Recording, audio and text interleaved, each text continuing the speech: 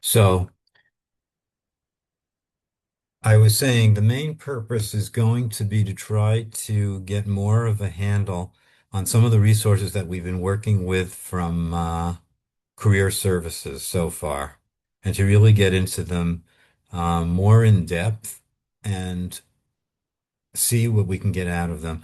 I think what I'd like to point out also along the way is the direction of the course after this is going to be more exploring the different criminal justice sectors individually with guest speakers from them starting on the 23rd. But for tonight, I just wanted to do a wrap up on some of the assignments and the work that we've been doing, especially the Clifton strengths and which we'll do for the first part of the class tonight. We'll work on that. And then especially, and then after that, the Quinzia interview analysis, which I find personally very interesting. Again, and how artificial intelligence is used, to give the feedback, what the nature of the feedback is, and how artificial intelligence is used. And I think we'll see, I won't hesitate to point out that some of the weaknesses of it. Because I must say, from when they first were offering Quincy at career services, I really didn't want my internship students to take their resumes there and get that feedback because I was rather horrified about it, to tell you the truth. I thought, oh, all these years they've been getting feedback from a live person, a staff member with expertise in resume analysis, and now some machine's going to take over. But when I saw the details of it, the detailed output of it, I was rather amazed. But I think we'll see in some of our explorations tonight, um, it's helpful but not perfect. All right, I won't hesitate to point out what I see as some of the problems with it. And I would also like to hear from you as well. So sometimes I'm just going to be asking you questions, but also during the class itself, don't have any hesitancy at all to turn off your mute and jump right in. You don't have to keep your mute on as part of this class. It's not really required. All right, so what I'd like you to do first is to grab your Clifton Strengths report. I think if you have another, you can pull it up on a window because you would have submitted it as an assignment, right? This week, as if it was due yesterday. So just have it handy, all right, in case we want to talk about, we want to take about your report as compared to mine, which I'm gonna use mine for the prototype for this first part of the class. All right, and then I'll compare it with some of the results that you received on your own report, and uh, and we'll go from there. Do you mean Quincia or Clifton Strengths? Yeah, we're gonna start first with Clifton Strengths. All right, that was a separate assignment, and that was sent. I think it was sent to you by the woman from Career Services, and then I asked you No, to submit it on an assignment thread. no, it was. I just got confused because you said it was submitted. It was turned in yesterday. Yeah, okay. Now we're going to start the first part of the class with the Clifton Strengths, the second part of the class with Quinzia, and then if there's time, toward the end of tonight's session, I'd like to look at that career document because it's sort of a good slide into the concentrations on the different sectors that will be involved in the subsequent classes. All right, so five, let's start out just talking about Clifton strengths a little bit and what some of the purposes are, what's the reasons to do the assessment. You'll note one thing that's interesting about this is that it gives you your top five strengths. So it's very pro-social. You could say it's pro-social oriented. It doesn't talk at all about weaknesses. All right. I actually wondered whether if there's 34 dimensions in total, to this instrument, and it gives you your top five, then if you're down, the ones that are 32 and 33 and 34, I sort of wondered whether you might be considered weak on them, but they don't put it in that sense because they want you to be able to identify your areas of strength and achievement And a lot of it's tied to teamwork, also how you can most effectively work with other people, how you can identify your personal values, and how that relates to career success, which is a big focus of this course. All right. A lot of it, when you see your five top strengths, that can be also used to set your academic, your personal, your professional goals. Sometimes when I ask students, what is your goal after finishing the criminal justice program here? Or I just want to give a reminder, everyone should please turn on their cameras if you have not already. Okay. What is your goal? And a lot of times students will say, get a job, right? That's my goal after college. Of course, a lot of you have jobs right now, but they're not really related to criminal justice. Hopefully, your goal would be to get a job in the criminal justice sector, one of them anyway, law enforcement, courts, or corrections, or possibly law, whatever decisions you make along the way after you finish the program here. But this is an important point, I think, about your first job. And it actually may be at this early part of the class, it might be the most important thing you get out of this class tonight. I'm just guessing. But what I would stress to you is when you first begin your first job, try not to be too good at what you do, which may seem a rather strange thing to say. But try not to develop too narrow a focus of expertise because then sometimes they'll keep you in that job doing that activity, whatever it is that you're doing well in, but they won't put you on a path to accelerate your career progress, at least at the agency you first start working out with. So what's very important, I mean, Clifton Strengths indirectly gets to this when they talk about connectivity to other people. But I would say to you, what's very important at your first job is develop a mentor. All right. Does anybody know what in this context is a mentor? What does it mean to have a mentor at a job? Can someone tell me about that a little bit? Maybe some of you have had jobs where you've had mentors before. Yes, Is a Julie. mentor is a mentor like someone who's like younger than like the rest of the population? Because at my job, I'm a teacher and we actually have mentors and they're in high school at the moment. Well, wait a minute. You're a teacher in what level school? I'm at the Franklin. It's a paraprofessional for preschoolers and kindergartners. Uh-huh. But we Oh, have so high I see. And you have mentors coming into the school who are high yeah, school age? yes. Are they working with the children or what are they doing with them? Yes, they are. They're working with the children. They just can't like bring them up from the playground just because they're still at such a young age, like they're in their teens. And once you graduate high school, you're allowed to do more than other people can. Right, but while you're still in high school, there's limits on what you can do. Yeah. So you can sort of map that relationship on of the high school mentors to the preschool children onto what I'm talking about, which is more in the work context. What would a mentor be in a job? Anybody have any idea about that? Yes, Sam. That would be somebody Sam, who, right? yes, that'd be correct. Yeah. That would be somebody who's been there, let's say, a while or is more experienced, who has already gone through the process of, let's say, getting on board and has been there a while. And you take the experience that they have, if they're willing to teach you, and they take you through it and try to give you the best head start you can get, essentially.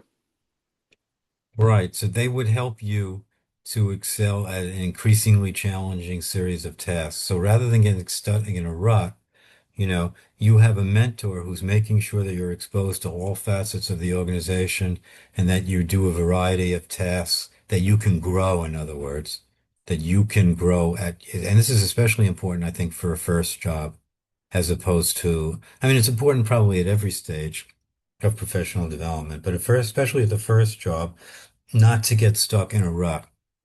And these Clifton strengths, when you when you see them in action, they can help you prevent, advance at your job and prevent getting stuck in any particular, in any particular place.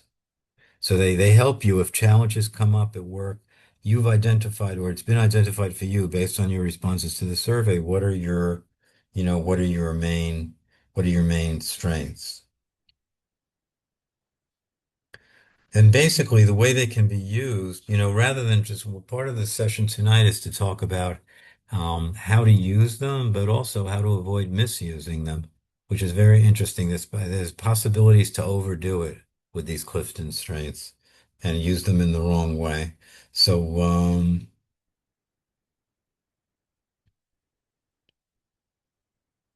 so we want to focus on how you can thrive in group projects and interactions with others in school and at work. And then we want to apply it to goal setting. We want to apply these goals and see how they relate to these strengths and see how they relate to exploring careers, career development, which of course is a big point of this course, right? We're looking at career possibilities in criminal justice. So they can also help you with interviewing and job searching, internship searching down the road using these strengths. All right, so that's basically a very over thumbnail sort of introduction to what the Clifton strengths are. But now I want to get into more of an analysis of how my report came out. But before we do that, I just want to ask, let's just go around as a class.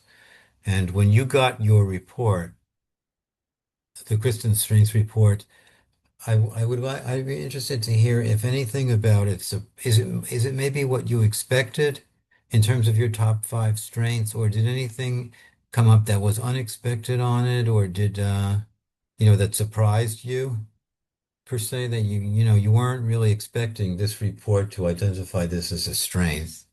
Um, that's actually what I'm most interested to hear about. Were there any surprises in this report? Kathy, now let's start with you.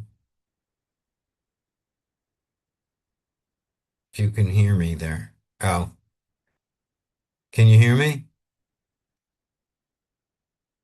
Yes. Um, we're talking about your Clifton Strengths report. Yeah, can you take yourself off mute at this point? Or are you in that, you're not in a Me? meeting yet, are you? Me?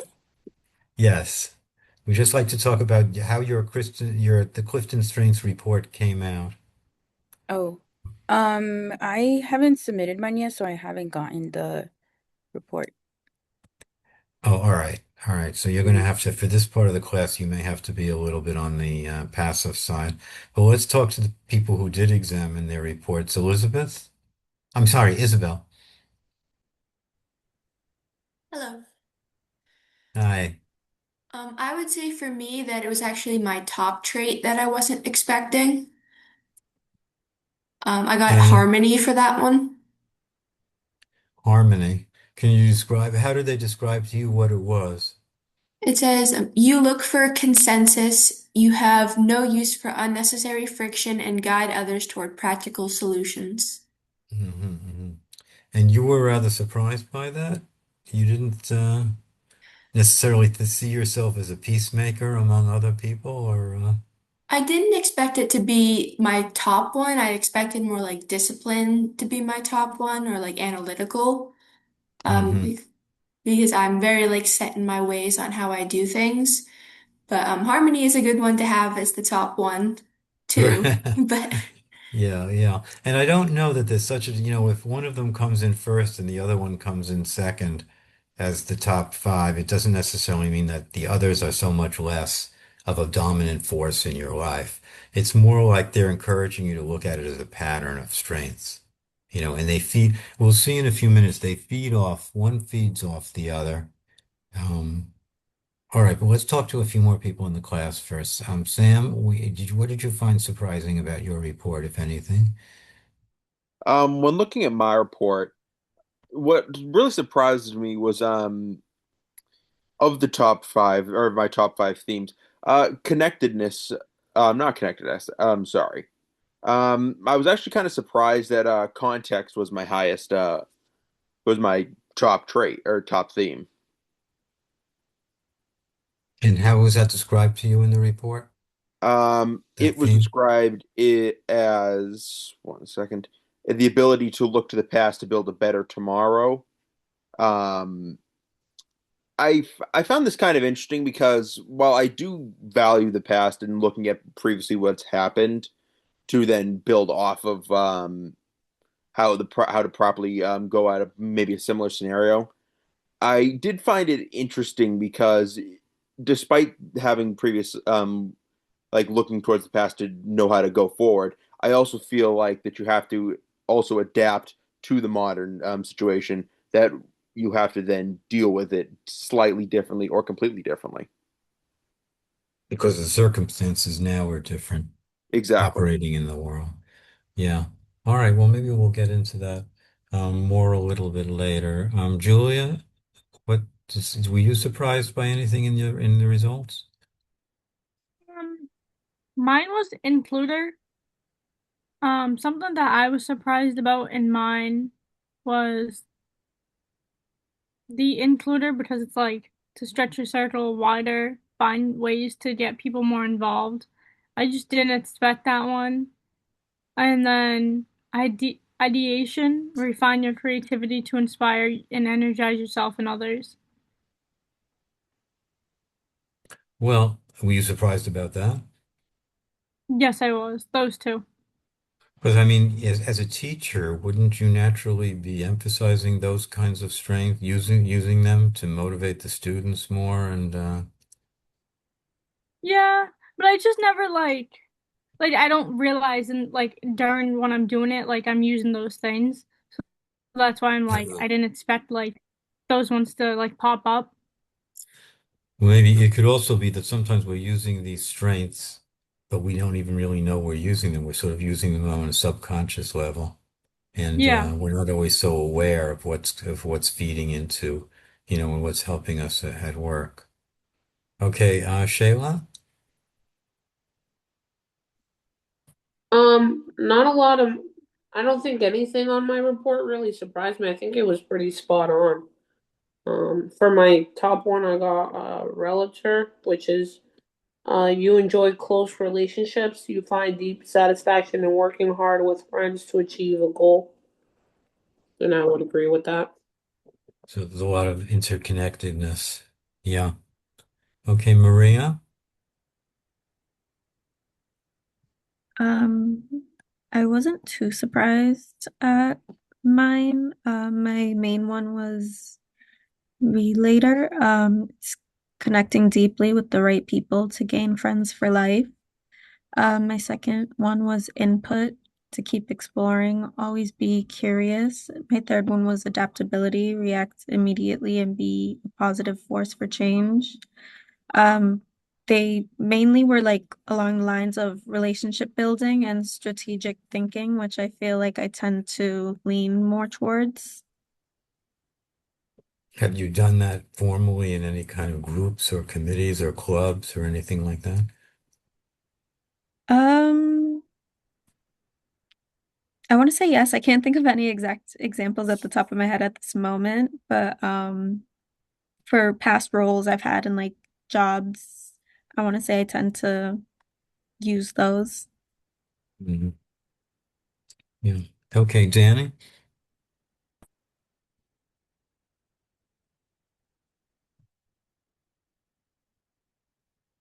Danny, can you take yourself off mute? Hello. There we go. Okay. Okay, what if anything surprised you about your results? I'm also not that surprised on my Clifton Strengths report. The only thing I noticed is that I have zero scoring in influencing. Zero? Yeah, I have zero in influencing. And then I looked at the spreadsheet with everybody, like the team grid report, and everybody else had some kind of score in influencing. Everybody else had what? A like score in influencing, but I had zero. Like I had no placement in there. Hmm. Well, did they give an explanation before which sounded like a description of an area of weakness for you? Uh, that it got rated so lowly?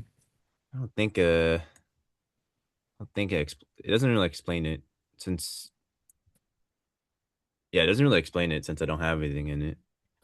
Well, maybe we'll look more carefully at other parts of the report later, and maybe it'll reflect back on it Okay. indirectly.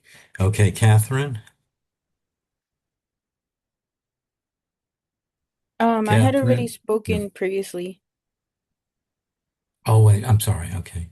Yeah. Rosangela?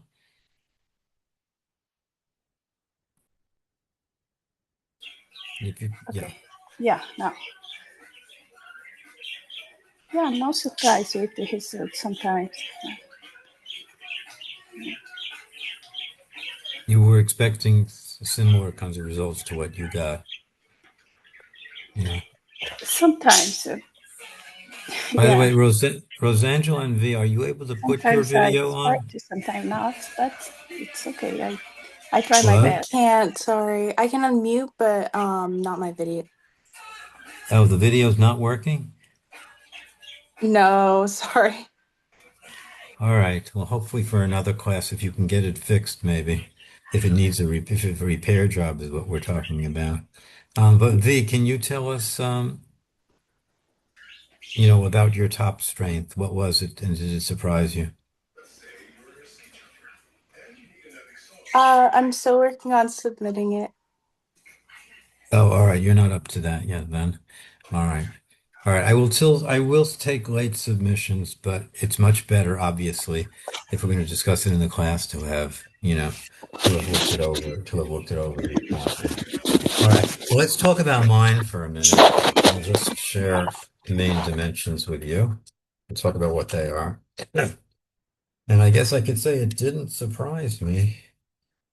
I didn't feel that these top dimensions were uncharacteristic of me as a person, as a professor, as whatever else, as a father, as a husband, whatever else I am. So I'll just tell you which ones they were for me. Belief. All right, core values. All right, and that's like having a defined purpose for your life. Did anybody else have this as one of their top five? Belief?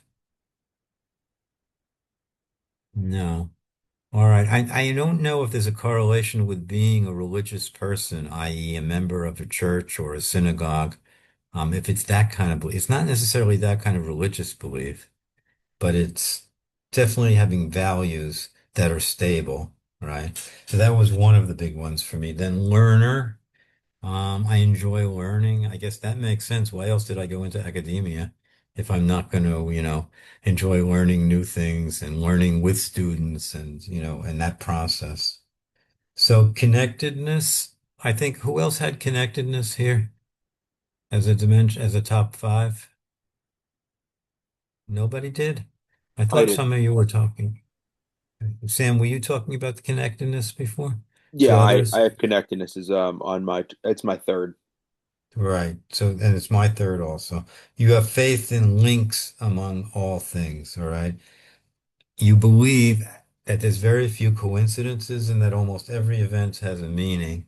By the way, so this is a good thing to underline now about these beliefs during this part of the class that we're talking about them. They are not independent from each other. There's a definite connection, for example, between belief and connectedness. Um, Having core value, finding links, believing that there's very few coincidences. In some sense, that's a very important part of a belief, right? That it's a value, that there's a reason that things happen in the world. We may not always see or understand what it is right away, but there's definitely a connection between belief and connectedness. Then I had positivity. So that's contagious enthusiasm, all right? Upbeat, can get others excited about what they're going to do. Well, hopefully, I maintain some of that even in this advanced part of my career. All right. And finally, analytical. Analytical means you want to know the reasons for things. All right. You want to think about all the factors that might affect a certain situation. And I think that goes very much with a learner. There's definitely correlations among these. They're not separate dimensions. And if you did some kind of correlational analysis, I think you would find above zero point 0.6 or zero point 0.7 on a 1.0 scale that we're talking about, where we're talking here about analytical. If you search for reasons and causes and you're interested in doing that, um, then definitely it fits with having core values that are stable, that you believe, but here you're searching for the causes and the reasons. You're analyzing. It goes along with a lack of learning also, I think. All right, you have a lot of desire to learn, you have a lot of desire to analyze. Right, so those were the top five, and I can't say I was surprised by any of them. Because if not, if I'm not actively pursuing them at the moment, then it's like a goal, you know.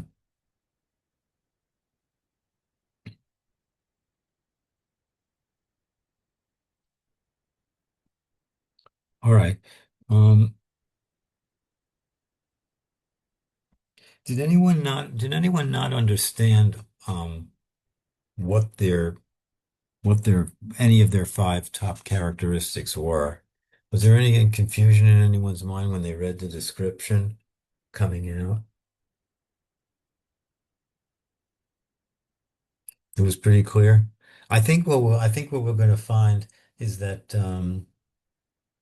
as I said, these beliefs do overlap with each other, but but the main part of the definitions are independent.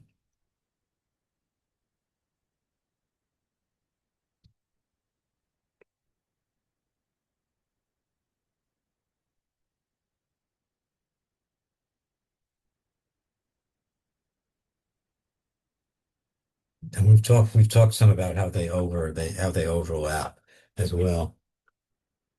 And now the question is, if we understand what the dimensions are and what our strengths or what our top five strengths are, the very important question is how do we apply them in a valuable way? Whatever stage of life we're at, um, how can we apply what we've identified as a strength? So I'm just going to look at some of the material here, just given with my report.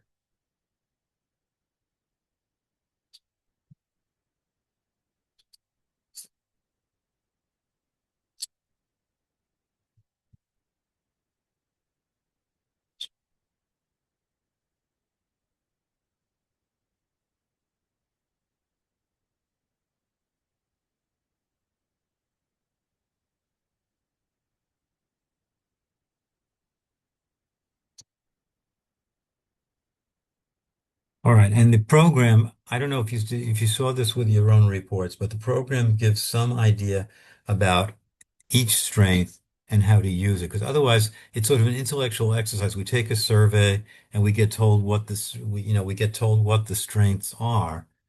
But the more important question is what can we do? How can we use them to improve our functioning in the world, so to speak? Look, how can we approve them and use them in the same way? So for belief, the suggestion was take your best day to better understand what you like most about what you do daily. All right. And do your values contribute to this situation that you're talking about that you felt on that day when everything seemed to go right? Um, that relates to a belief to succeed. If you really believe it ultimately you will succeed, then you'll focus on a day that got you a long way toward that success, if not all the way there.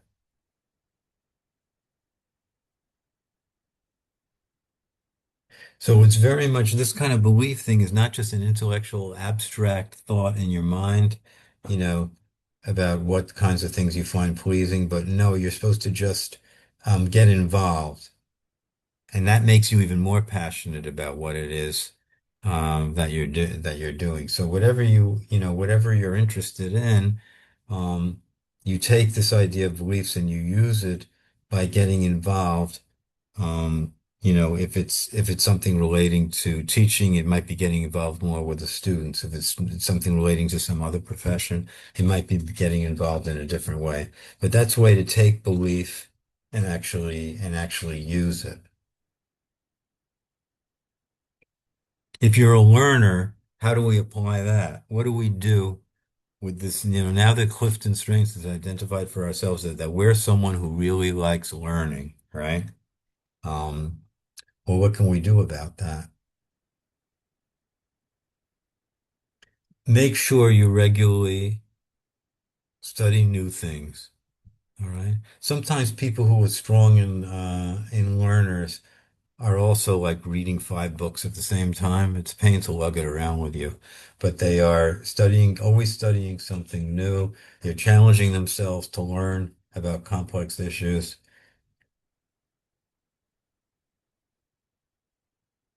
And first you have to figure out though, what is your learning style? Do you learn best by beginning a new project or do you learn best by teaching by teaching?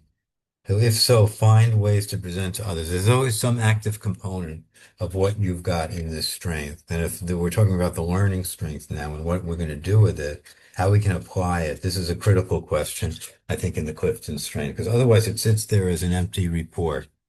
But if you find going through your strengths that there are different ways to apply each one that are relevant to the strength itself. So let me just give you another example from another dimension that was pointed out to me as being very important, and that is connectedness, right? Connectedness to succeed. How are we, you know, when we're talking about connectedness, well, how can we apply that if that's a strength?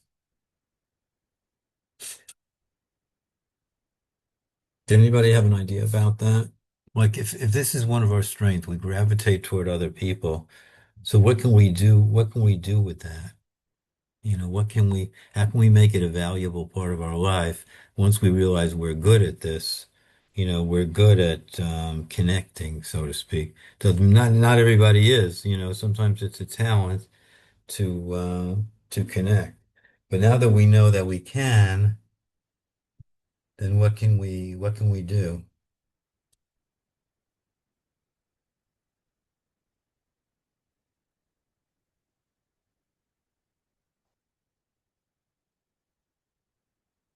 Well, one suggestion that's been made is take it and learn and counsel other people. In effect, you're acting as a mentor, which is what we talked about before. Remember when Julia was talking about her school and she said the mentors come in.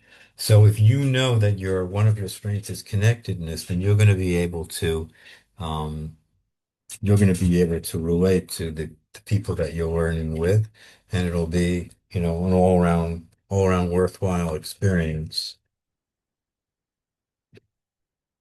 Sometimes this can happen when you're a mentor as well, you know, that you could take this connectedness and you learn to listen to people, give them advice when they feel they're asking.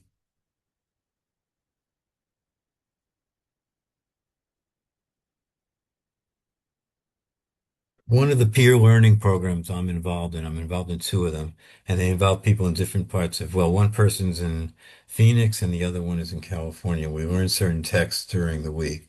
But the idea about applying connectedness is to listen to people, and if they're asking for advice, this is an important caveat. Sometimes people don't ask for advice, but if they do ask you, you know, give them your best advice after getting to know them.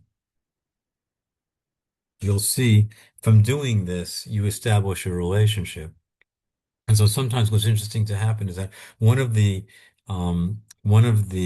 mentor relationships that I'm in is only goes for half an hour a week over Zoom.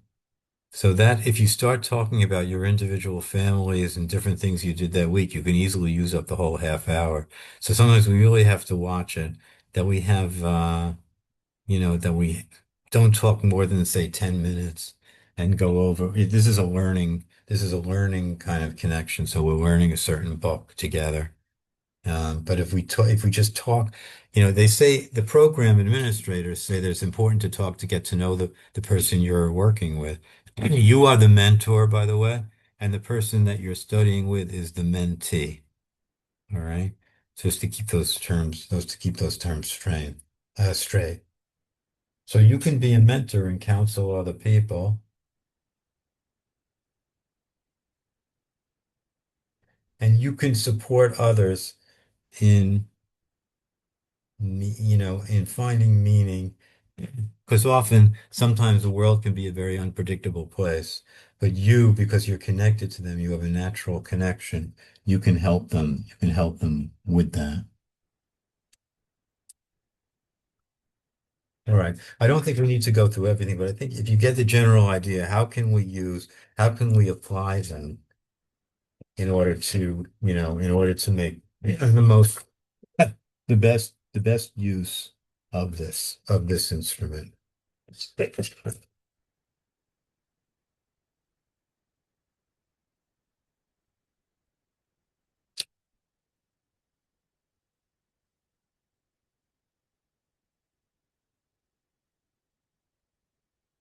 All right. Does anybody have any questions or comments up till now?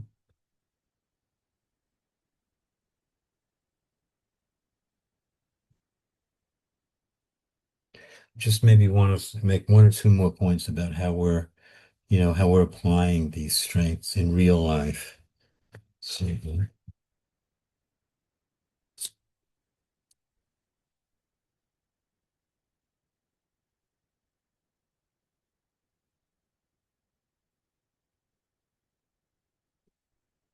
yeah, one point in applying learning is that it might be as a formal kind of mentor, which is what I was talking about. I do myself with those two people from one's from Phoenix and the other's from London, Ontario. But there's also ways to informally tutor someone. So if you're, coming out of the learner goal, how to apply learner when you're a student, it can also be an informal kind of interaction. You see someone who needs support in the class. Maybe they're not understanding certain things and you're going over and helping them, you're helping them with the content of the class itself, but you're not formally their mentor or their tutor, whatever. You're just doing something informal.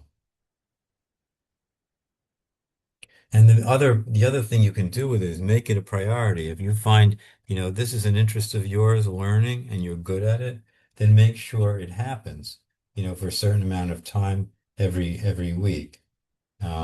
Make it a priority to get involved in using your strengths that come from this goal. Um, in order to help somebody else learn, maybe if you're a tutor or in whatever other context.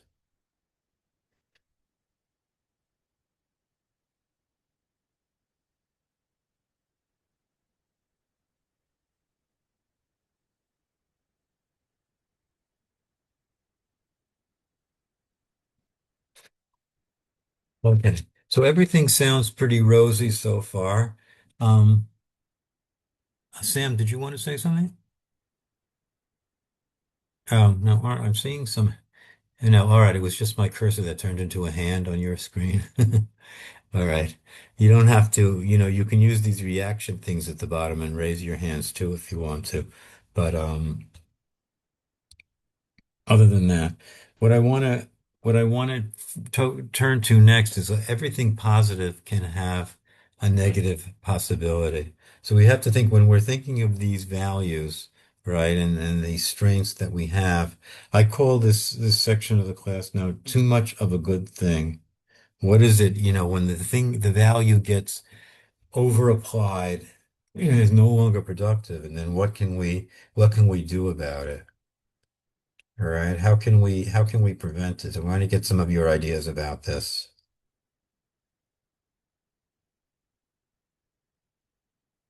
And the first one is if you have a very strong belief in something, whatever the idea is, you might get into debates with other people about it too often or when it's inappropriate. Suppose it's politics. Suppose it's politics that you have a very great interest in learning, and you may even be a political science major or minor.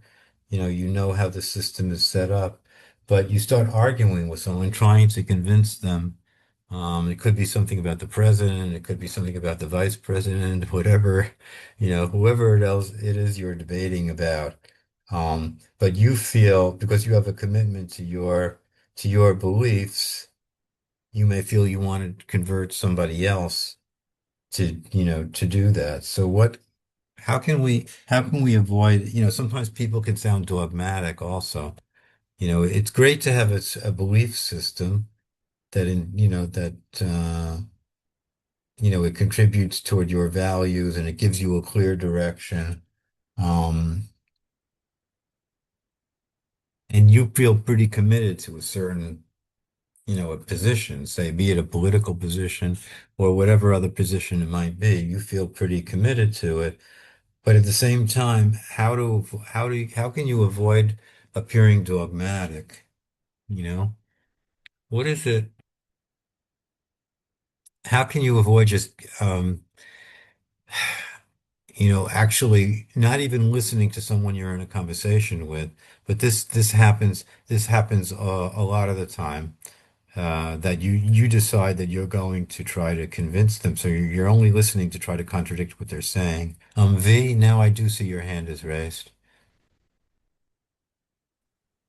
I was just gonna say, when you're talking to someone, make sure that you're talking with them instead of down at them, because a lot of the times when we're passionate about certain opinions or feel like we know better, um, we can speak in a way that's like, um, basically saying you're smarter than that person and talking down at them, and that's not gonna help them learn your perspective anymore. Right, it's going to probably turn them off personally. You know, they're not going to, necessarily listen closely to what you're saying because they're focusing in on how you're appearing to them and the context of the interaction. Well, let me ask also how this is not just beliefs, but this is sometimes people are very focused on themselves. And I'm wondering if it seems to me, for whatever reason, I frequently get involved in this situation where I'm in a conversation with someone and they're telling me about their life and what's going on in their life. Um, because maybe they believe their life is very important. Obviously, it is to them and to those around them. But they don't ask me a single question about anything that's going on in my life. All right. Have you had that experience with people? Sometimes when you're talking with them, I see heads nodding forward, and you realize a half hour's gone by, 45 minutes has gone by. Maybe you've been very patient, but they're so focused. This is just not just a matter of belief, but it's also a matter of focus and self-focus and you know, they just feel that everything that's happening to them is the most important thing, and they don't get around. And sometimes when you're about to hang up the phone, all of a sudden they wake up and say, "Oh, how is your sisters and brothers doing? How are your children? Where are they?" But by then you're ready to end the conversation because it's focused on them for the last half hour, and you don't have more time to go on necessarily. So they should have thought to ask you these questions a lot earlier. All right. So what can we do sometimes when we have these ideas about with beliefs, that we feel we see the world very clearly, everything's defined, our ideas or opinions are obviously the correct ones. How can we avoid having belief become like an infection almost like this in terms of its effect on ourselves? If we, in other words, it seems to me I'm talking here about going overboard with belief. And all of a sudden, we think, we're right, everyone else is wrong. Can anyone think of a strategy not to fall into that trap?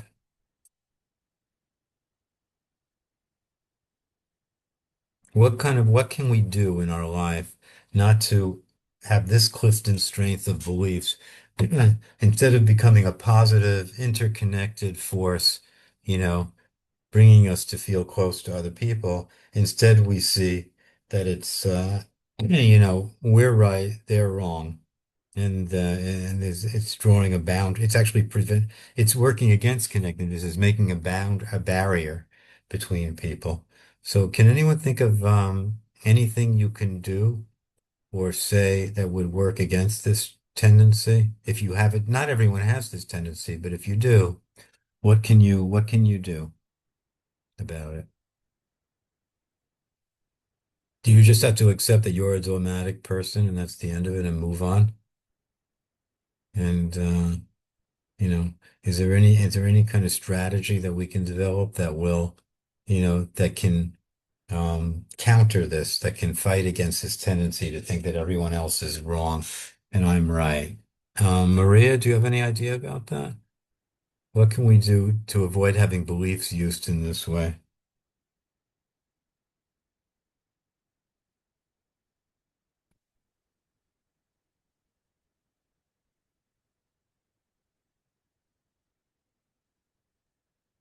Um,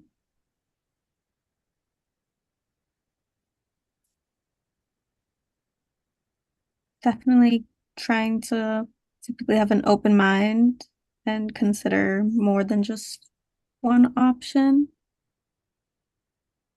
Maybe, yeah, and sometimes it's easier to say than to do, to leave your mind open like that. We really we don't know exactly when, we don't always have those opportunities. But one thing that occurred to me is whenever you hear of a debate going on, about an issue that you care about, go to it and listen to both sides.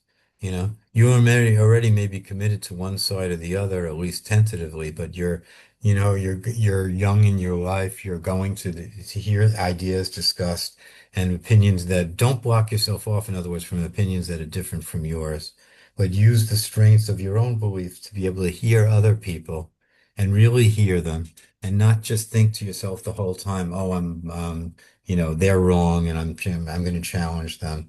Not to think of it that way necessarily, but to actually listen to what the other side is saying.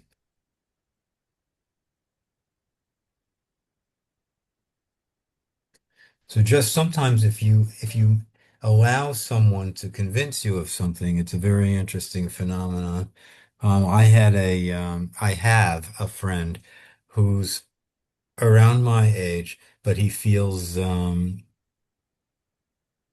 with these big snowstorms we've been having recently. Well, a lot of older people are advised not to shovel, especially with the last one was very heavy snow. So how many people here shoveled themselves? Maybe shoveled a car out. All right, for you, it's not that big a deal, presumably, not to shovel it out, or to shovel it out is what I'm saying. But for older people, it can be almost a death sentence, and I've heard of people even in their late 40s having heart attacks while shoveling huge piles of heavy snow. So the idea is, this friend of mine was telling me that he did this without even a snowplow at his house during these heavy storms. And I was telling him, how everything I'd read said how bad this was.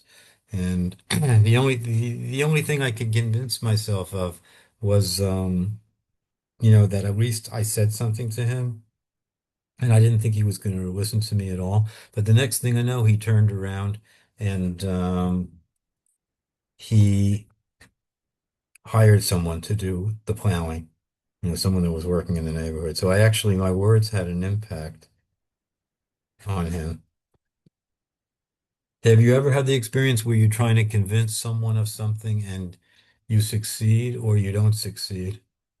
When you're trying to, convince them of something, um, and maybe you're wrong, maybe you're right, but can anyone think of an example of that where you try to convince someone of something and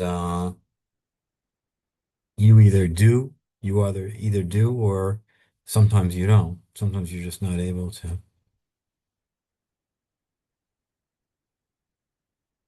Catherine, did you ever have any kind of experience like that? Can you repeat that one more time? You're trying to convince someone of something, and Mhm. it can come out one of two ways. You either succeed or you don't succeed, one or the other. Yeah, I've had like both experiences, but also like sometimes people will get defensive or sometimes they will be a little more open-minded and understand your point of view. And sometimes you've seen them act on your point of view, like this friend of mine who, who hired a snowblower, a shoveler, a guy who had a machine, I guess, as opposed to trying to do it himself. Yeah. So what happens when you just can't convince someone? What do you do when you're on this Clifton strength belief pattern? You're trying to use that that's been identified as a definite part of your personality, but you feel like you're fighting a losing battle here. You're not convincing them. So um, what does our culture or society tell us to do at that point? I just walk away if like someone's just keep on giving me the same answer. It's like I'll just stop and I'll just walk away because it's like what's the point of keep on going against the same thing if you're Mm. losing the battle. Sometimes I think you have to just agree to disagree, right? Actually, That there's an too. expression. There's an expression about that. Agree to disagree without being disagreeable. All right. All right. It's just that you and this other person are going to have different points of view. And maybe it's an important question too. It could be an important life question, but you're not going to convince them, at least not at that moment. And, you know, you have to, you have to just give up. One other example I'll give for myself. This was an example where I never found out the result, actually, because it's sort of difficult to know. But has anyone here had any discussions with friends of theirs or relatives about texting while driving? Has that ever come up in any of your lives? Yeah. I mean, it is a bad thing to do for obvious reasons. It takes your mind off the road. It puts yourself in a very dangerous situation, and then also you become a danger to other people driving on the road. So the question is, I once had about a 30-minute discussion with someone trying to convince him how, actually endangering his wife and children. His whole family depend on him, not just for income, but also emotional support, et cetera, et cetera. And I was just telling me he texts while he drives on a regular basis. And I said to him, is it really that important? Every single message that you're sending out, you can't, ever wait to go to one of these texting parks and just pull over or something. Everything has to be done this instantaneously. And he wasn't responding. He didn't say. So the most I could conclude from that interaction is that I got him to think about it. But you can't always change a person, right? Sometimes they'll be the opposite of you, and you have to just sort of accept that.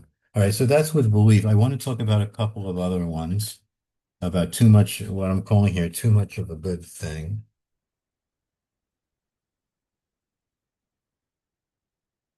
Let's talk about learners, people who like to learn, that strength from the Clifton strengths.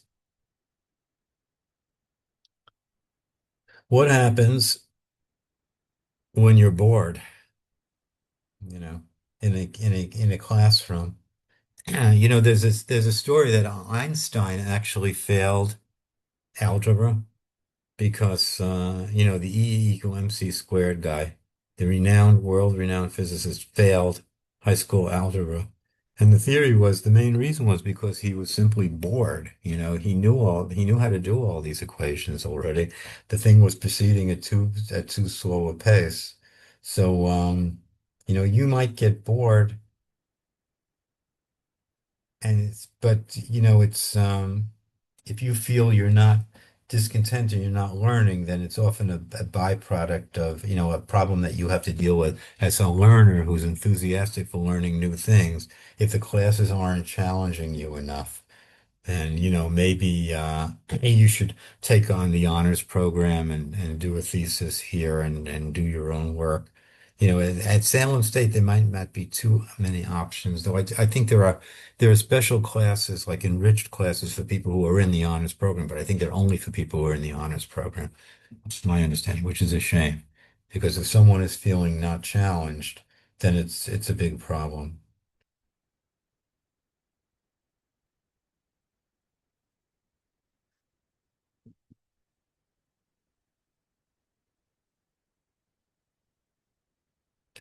All right. Another thing in terms of learning, it's a problem with it, and that value is that it might become so entrenched that you're trying to help people in all different situations and in too many situations. Your efforts are too scattered.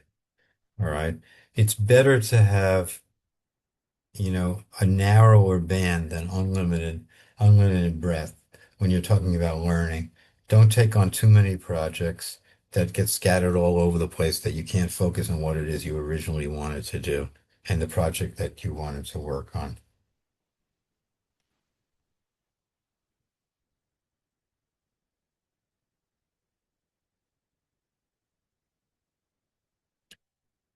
All right. Another problem with learning, how it can come on as too much, is that the focus is more on the goals. If you focus on the goals of a class as opposed to the learning process itself, then you have your own process for doing the learning, but as far as the goals go, you never really bought into them.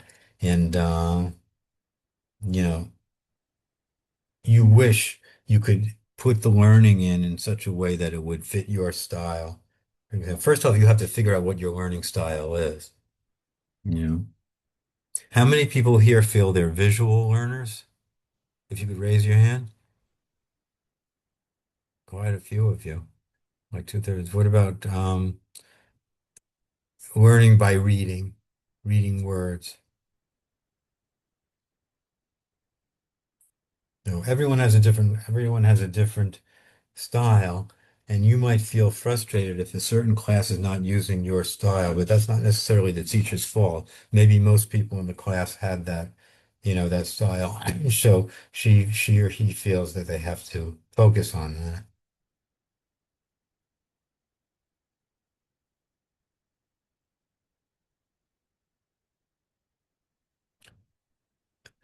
All right. So we can see there is such a thing as too much of a good thing. And we've seen it with belief and we've seen it with learning. Um, let's see if there's one more.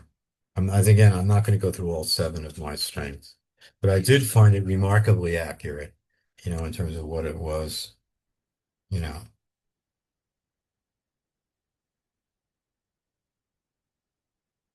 Okay, one more theme, one more strength, connectedness, which I think, one or two people in the class had this as one of their strengths, connectedness.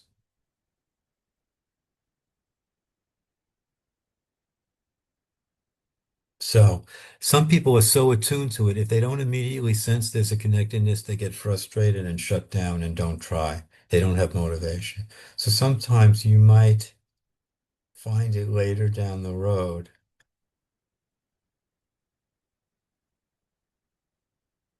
Or just sometimes you have to realize that some things in the world are not connected, and you're not going to see a joint pattern to everything you see, and you shouldn't get frustrated and you shouldn't give up.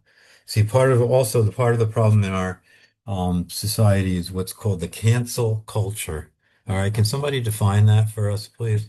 What is the cancel culture? What does that mean?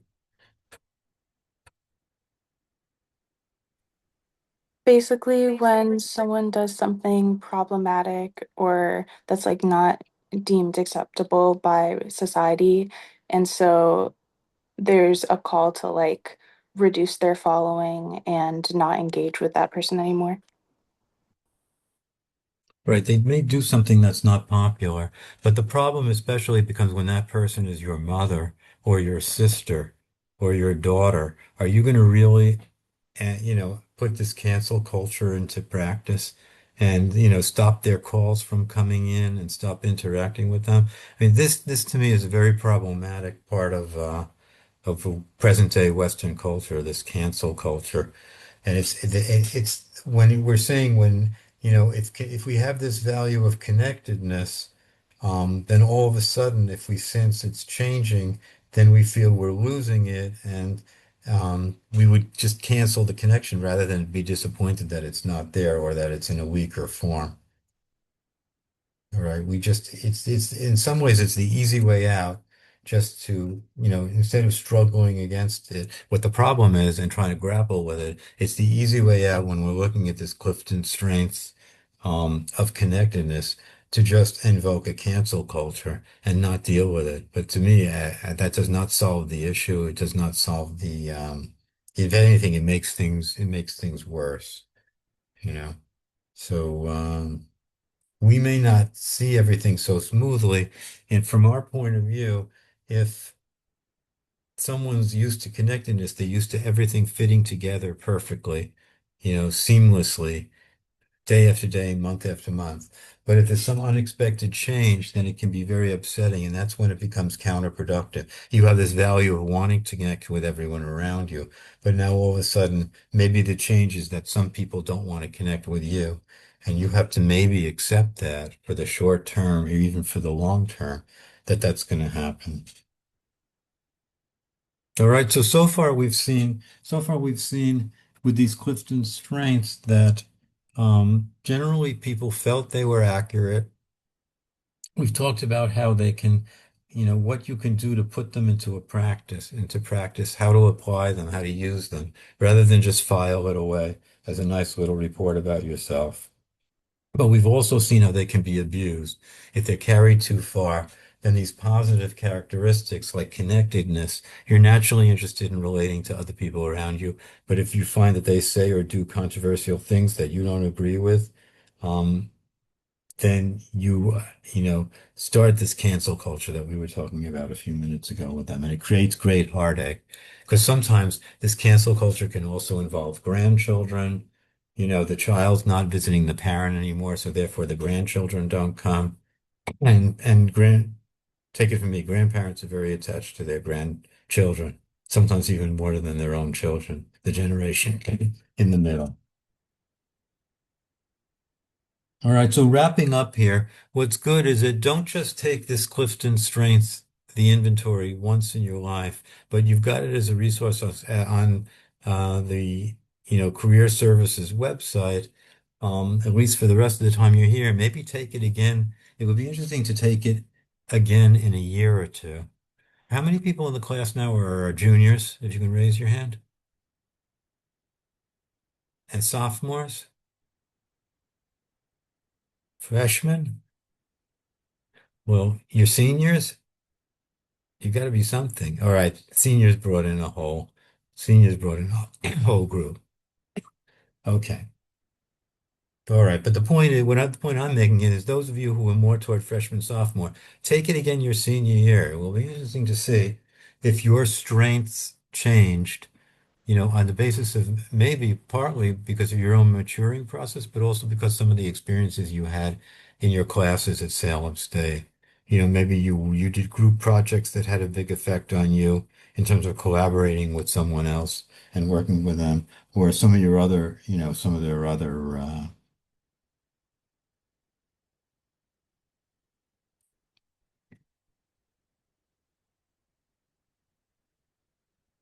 All right, before we leave this Clifton Strengths, one more question here. Because the focus of this course is on criminal justice career choice and actualization, right? Exploring careers in criminal justice and then picking one and fitting well into it, making a success. So I want everyone, those of you who have the report and did submit it, look at your top strength there, okay? And let's just talk for a few minutes about how that might play out in terms of helping you to make a career choice within this field and how helping you to actualize that choice, take the first steps toward that. So let's start with Isabel. What was your top strength? My top strength with harmony. Right. Well, actually, that's an interesting thing to think about. How would you apply that to, developing your career choices in criminal justice for after graduation? How would harmony be relevant to that? I actually think it would be a strong option to have because I want to be a criminal justice guidance counselor for like high school students. Specifically So, focusing in criminal justice courses? yes. Uh-huh, uh-huh. So to So, have harmony would probably be good because I would be able to like work through it with the students with like not having any friction or anything and to guide them towards like practical solutions like how Clifton Strength said harmony was. Hmm.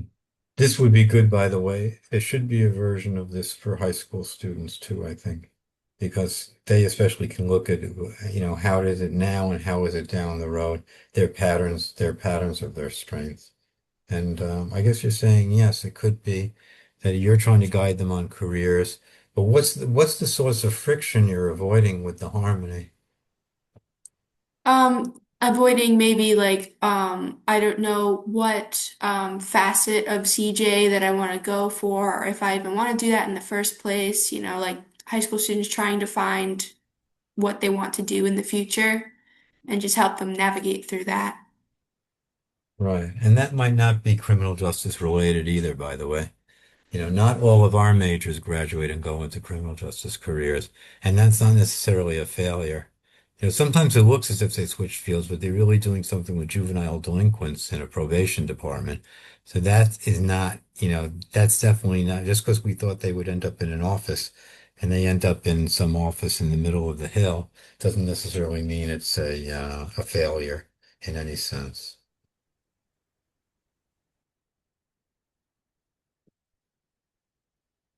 Okay, maybe let's take one more of your top value. Danny, which was your top one? My very top one was individualization. And how would you define that for the rest of the class? It's just to appreciate the uniqueness in each person you meet. So I guess people I meet like every day, they're different from someone else and how they are special to me. Okay, remind us again, your top strength is what? Individualization. And so you're going to focus on the fact that people are different from each other when you first meet them, Mm-hmm. right? And Yeah. and then what's going to follow from that? When you start talking to Mm. them, how are you going to relate to them? um, like they might have the same or different viewpoint as me. And you'll accept either one.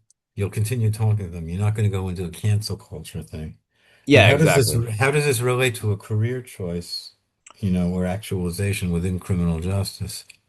Um, I guess people can view the criminal justice system differently, especially if you work for it. Like let's say someone believes that all criminals needs to be punished and be put in jail. Well, some think that they just need help. You know what I mean? Right. Like drug users. And and then They, and then what are you going to do about that?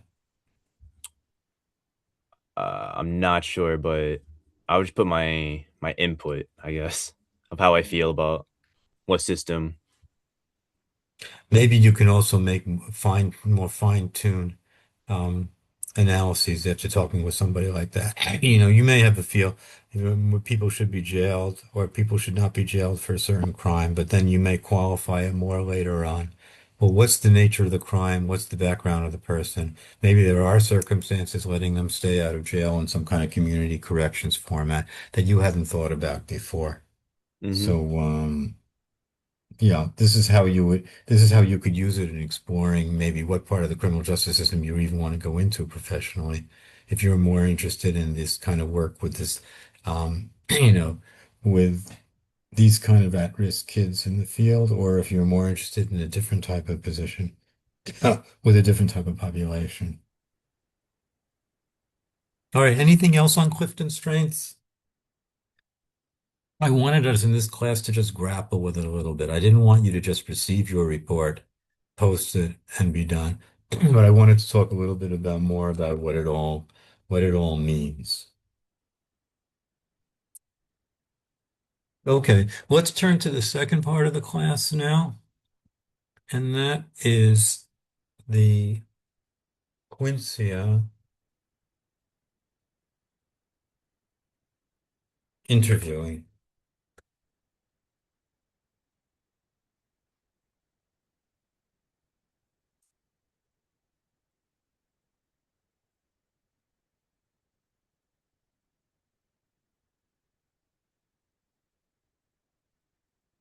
So one of the most interesting parts of this that I found out from, first off, I've been working at Salem State so long that when I first put my resume in, my resume, it just lists a lot of presentations and publications and, because when you're around long enough, you do a lot of stuff. And so I found by just in parentheses here as a note of interest to some of you anyway, that it would not process my resume. It was getting up to 98%. You know how the percent climbs a little bit? And up and up and up and up, and then it's finished processing your resume, and then it gives the feedback. But with mine, it got to 98%, and then it consistently bombed out. So what they suggested to me, I was in touch with people from Quincy, and what they suggested to me is I have to take their exact format and reproduce my resume as a 2 or 3 page document. And only when I did that, um, you know, was the thing accepted, and then I got the feedback from the resume. But what I'm interested in the interview part of it is what kind of questions Quincy comes up from the interview, because I think this is especially valuable for you who are going to be doing interviews for internships after this course ends and or jobs. Like what kind of questions are you going to be asked? Um, in terms of whether you get the job or whether you don't get the job. What kind of what's going to come out of it. And sometimes it's rather surprising. So for this afternoon, what I did is it's rather than talk general, I'll have a few general words to say along the way about the interview process for tonight, because it's obviously this can make and break. Once your resume gets past, the initial screening and they call you in, this makes or breaks your chance to get the opportunity you're looking for in terms of an internship or a job. And most of your resumes at this point that you turned in, the final resumes, not surprisingly, are rather brief, right? Because you're just at the beginning of your careers and you've had maybe a small assortment of jobs that really don't add up to, any major kind of involvement. So the question is, what would someone interviewing you ask based on your resume? So we had a volunteer for that I asked her if she would volunteer, and she happily agreed to make this a more focused discussion on Quincy, and that is Isabel. So I thank you for doing that. I want to see if I share the screen here a little bit. I don't know if I can get your resume up. I'm going to be able to get the Quincy feedback up, I think, but let me just see something a minute. I don't know. Let's see. I think maybe because the Quincy came out. No, the Quincy is in a window. Wait a minute, wait a minute, wait a minute.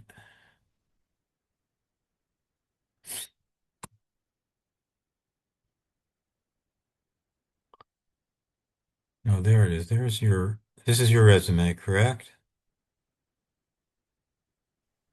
Yes. hope it's not, all right. I hope it's not the Quincy. Can everyone see Isabel's resume that I'm sharing here?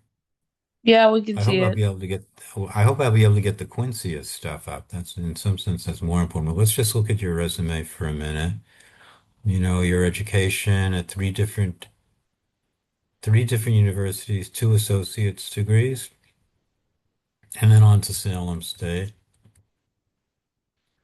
Um, you listed some relevant coursework that you took in the program. And then I would say this is a typical job um, trajectory for this part of your life. You worked as a cashier or sales associate in, let's see, 2 different places, as a machine operator in a third place. Your technical skills, well, good is not exactly a long list. Microsoft Office, Word, Excel, PowerPoint, Outlook. All right, which will be similar to a lot of other students. So now in an interview, um, actually in your most recent position, Isabel, do you remember having an interview for this rustic bridge position? I did, yes. And do you remember any of the questions they asked you? What types of questions they asked you in it? The owner, because it's a small business, the owner just asked me, like my experience with working with POS system and communication skills with customers, and how long I had been doing that and, how good I was at it. It's based on your earlier job experience, right? Yes. Yeah, so that makes sense. And you have a longer list of technical skills. I'm sorry, actually, I didn't show that properly. The technical skills continue on to the next page, um, which show a much more a broader variety of, the technical, to call these the hard skills that you have, as well as the soft skills in the last line, professional, written, and verbal communication. All right. So the questions I would ask in an interview normally are like that. Well, um, just see the questions that were actually asked in your Quincy interview. Let me see. I hope I can find that. I had pulled it up before. Where did it go? We may have to bring it out again.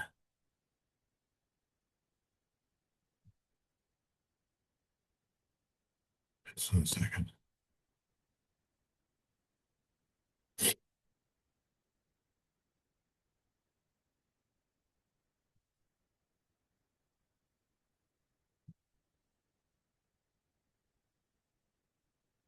All right. Bear with me a moment here, folks.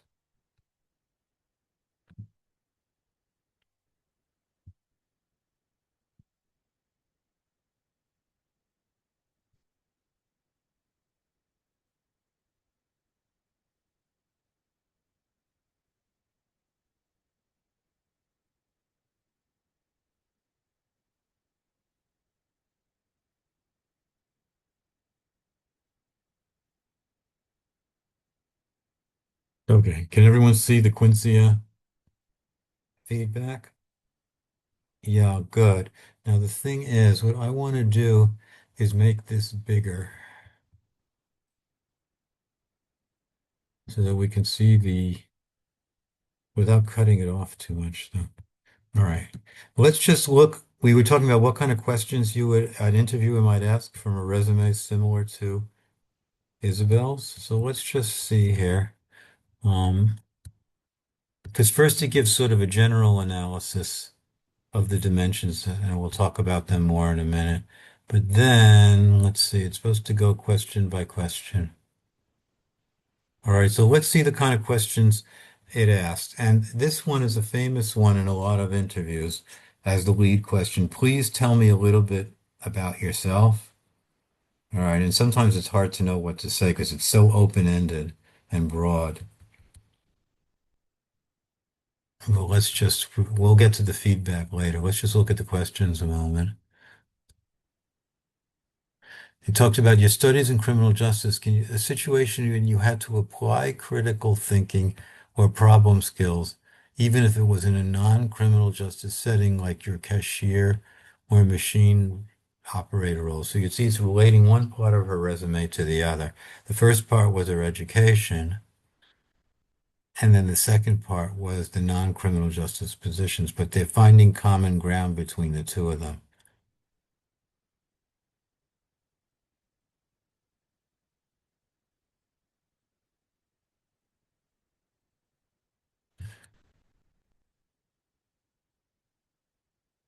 All right, the third question. Hmm. Do you think college grades and test scores are an accurate measure of your aptitude? That's an interesting question. I don't know how that actually came out of the resume. Any idea about that, was it Isabel? What about your resume triggered this question about college grades and test scores? I'm actually not sure. That one kind of like threw me out of left field too. In my mock interview, I also got that question as well. Did anybody else get that question too? Because it could be that that's a standard question coming from someone who's just either in college or graduating college. And it's not so much generated so much by artificial intelligence. It could be that that's, a standard question.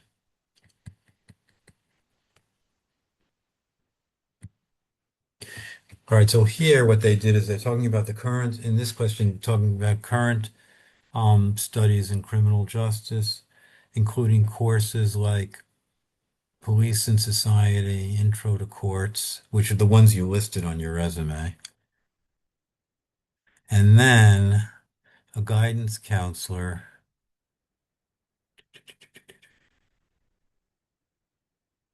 So actually, did you put on the resume somewhere that you wanted to be a guidance counselor?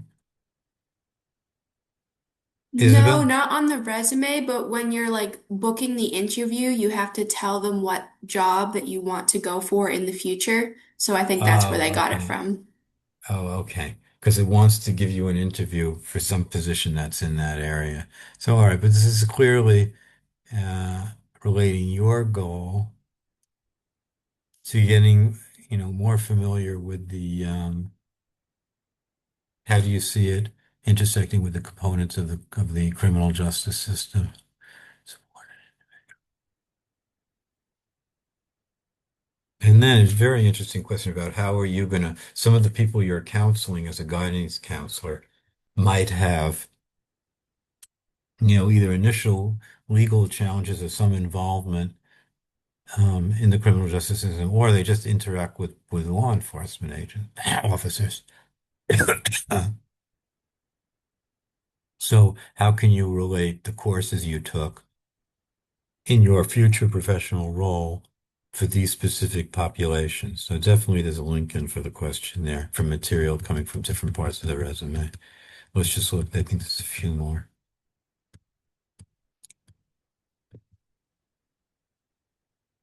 Hmm. All right, they looked at your experience in retail, and rather than just focus on the specific skills in it, they talked about a difficult customer or an individual in a high pressure situation.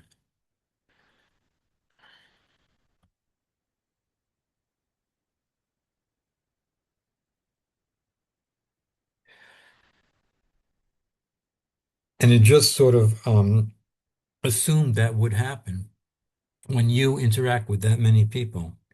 You're inevitably going to come into contact with somebody who's going to be like that, difficult. And what did you do and what was the outcome? So that was an interesting question based on, your earlier experience, and it just makes an assumption that not every customer is going to be such a pleasant person.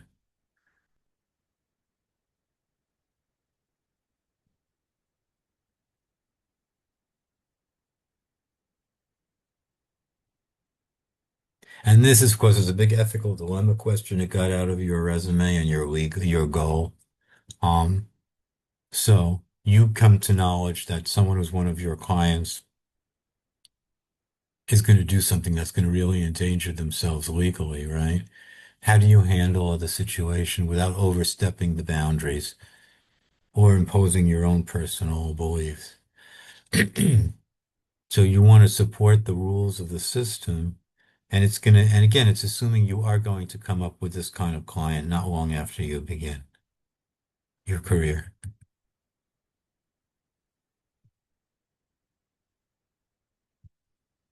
All right. So let's keep this share up though. This is 8 pages of feedback, and I'm going to make some points out about.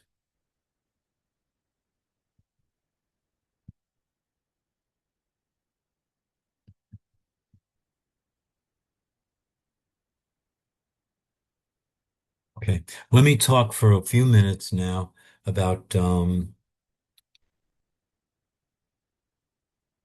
interview process and Quincy and the interview process itself.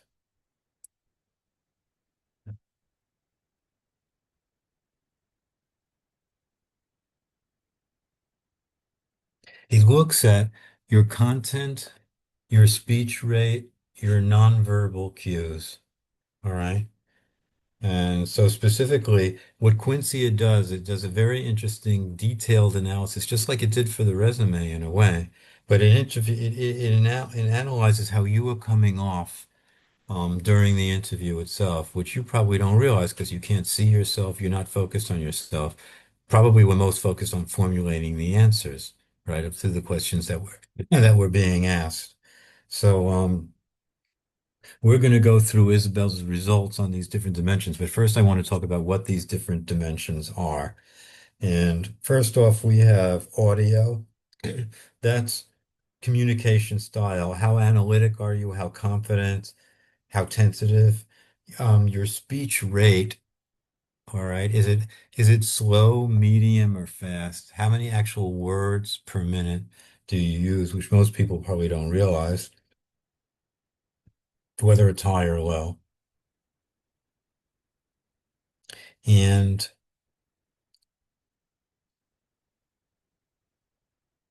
we're looking also at what they call filler words. Can anyone tell us what are filler words in the context of this interview analysis? What does this term mean? Let me just stop the share a minute. We'll bring it back again in a minute. I just want to see everybody. What are filler words? Aren't Anyone pick filler up on that? words like and like the repetition of like not This like the program doesn't, yeah, this um program doesn't like them. It does not like these filler words. But what's the purpose? What's the purpose of these filler words to begin with? You know, why do people say these words to begin with? Anyone have any idea about that? Shayla, maybe do you know why people say filler words like or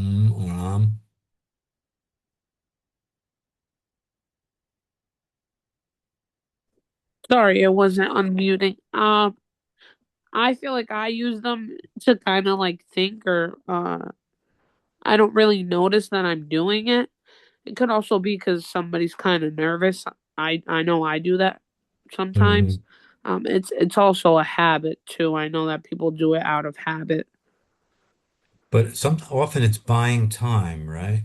Is that one of the Yeah, things to you first think. said? It's giving you more time to think of a better answer. So in some sense, this is treating it as if it should be a very low percentage, which because it is annoying to have someone keep saying these same words that don't really mean anything if you're trying to have a conversation with them. So, but other times it serves a purpose. It is buying time.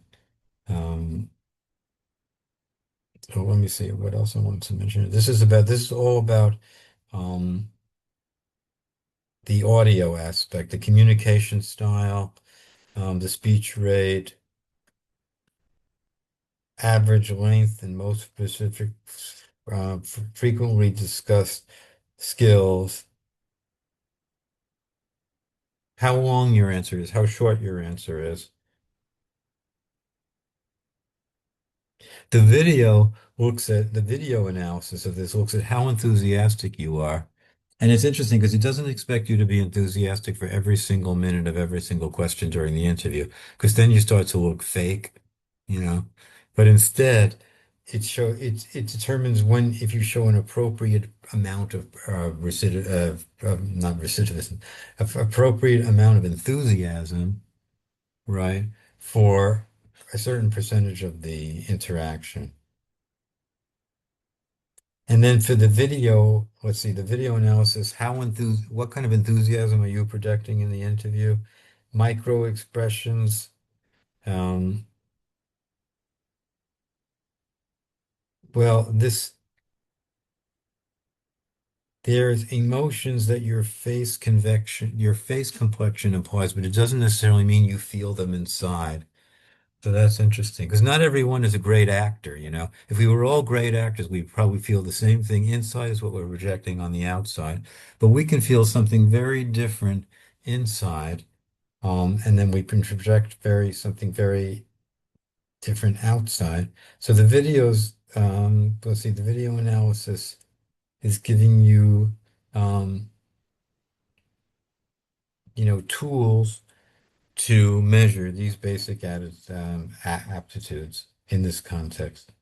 And then content, um, you know, information that you convey. That's what it's analyzing. Right?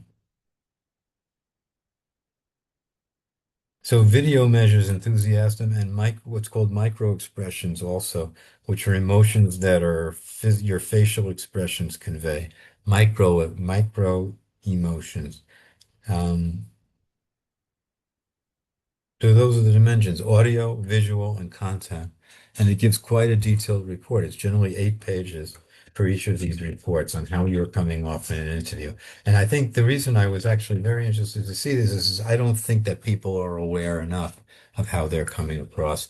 And especially with this example of displaying emotion that you don't feel inside of you.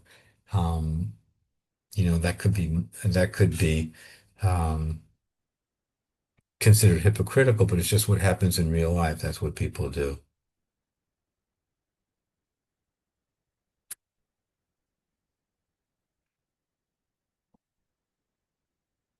Okay, so it's analyzing those dimensions.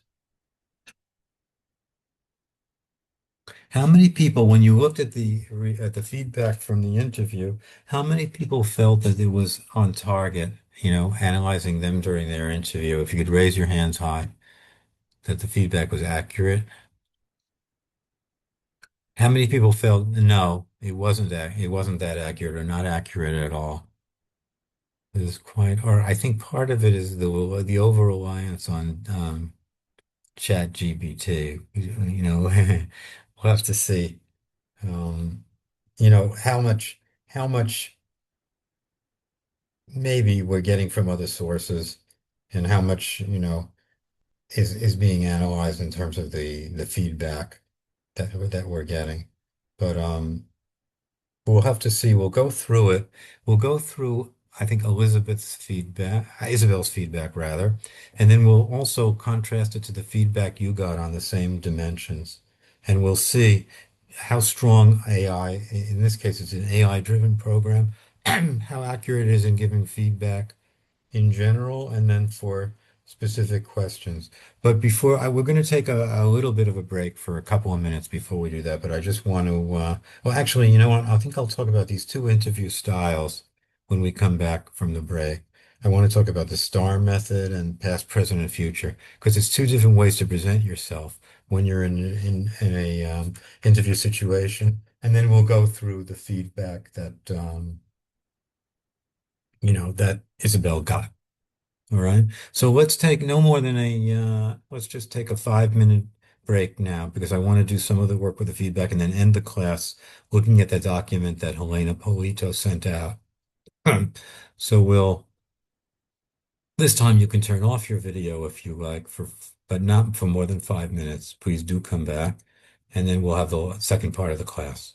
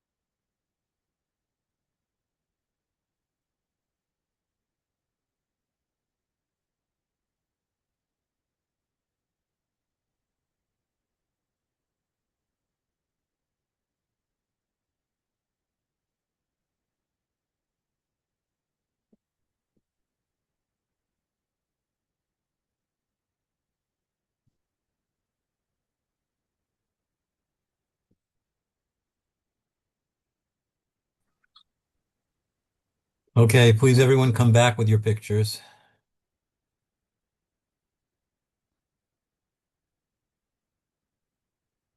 Okay, for this part of the class, I just want to talk briefly about two interview styles because we're talking about interviewing skills here as part of the feedback that, it's related to the feedback that came out from the Quincy interview analysis. And one of them is called the STAR interview. They're called behavioral interviews because they focus on actual behaviors. In the STAR situation, you first talk about you're asked questions and you answer in terms of a situation, a context, or a background. You're given a task. It could be, for example, a challenge or a goal you need to accomplish. You describe what action you took in this situation and what the result was, what the lessons learned were. And so this is the advantage of an interview in this format is instead of just sitting in the interview listing your skills, you show how you put them into practice. It proves that you have the skills and you're actually using them. There's a structure to this interview.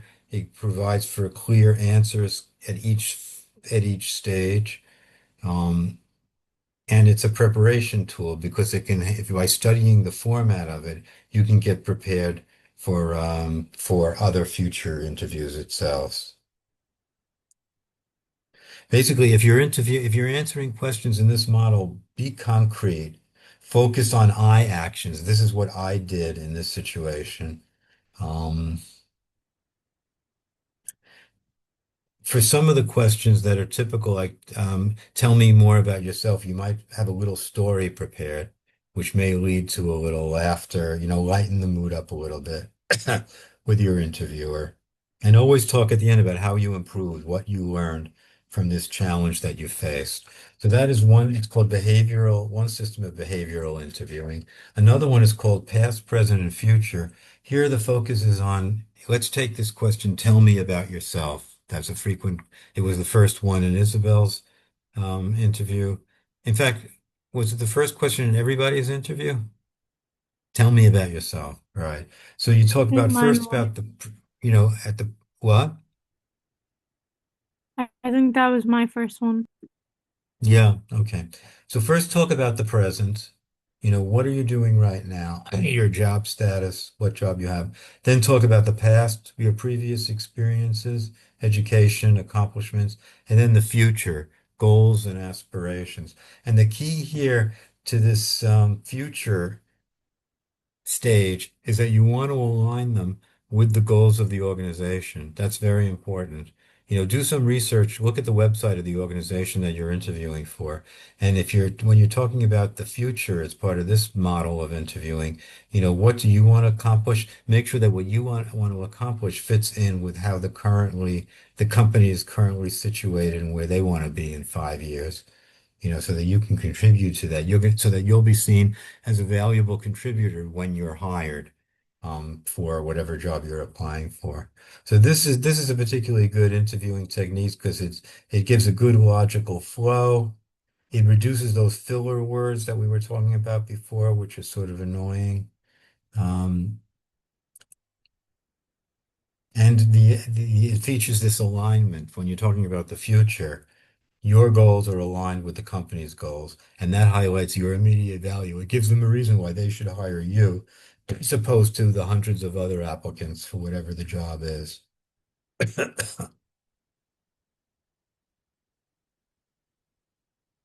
For sometimes there's a question on, what are some of your weaknesses? That's like a trick question in an interview. And one suggestion I can make for that, if you're ever faced with that kind of question, you can give answers like, I'm sometimes tend to be too driven. I work too hard. I don't know when to stop putting in effort, because all those answers look positive for you. You can read them as a weakness that you're out of control in terms of the work, but you can reframe it in a way that will be appealing to the company. So even when they asked about your weaknesses, it actually comes off to them as strengths, as something you're going to contribute to the company. In other words, you're a self-described compulsive worker, so you'll hopefully continue that if you're hired by this company. All right. Are there any questions or comments up to this point? I want to go back to Isabel's feedback. Let's just see what kind of stuff we got in there.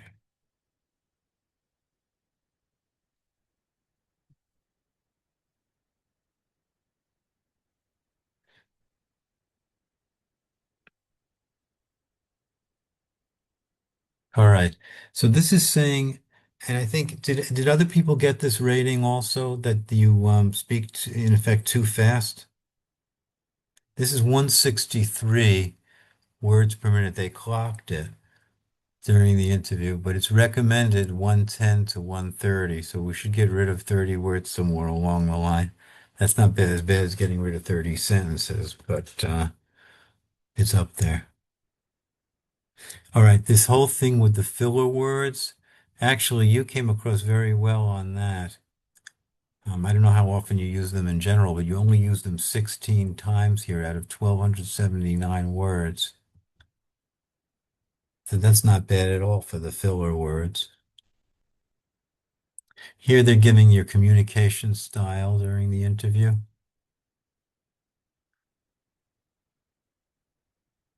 Analytical, confident, and tentative. So analytical and tentative, analytical and confident were win out.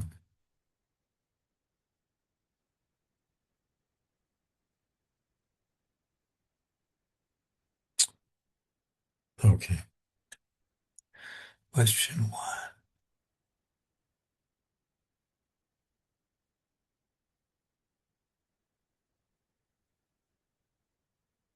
See how each of this they have a recommended length for each question.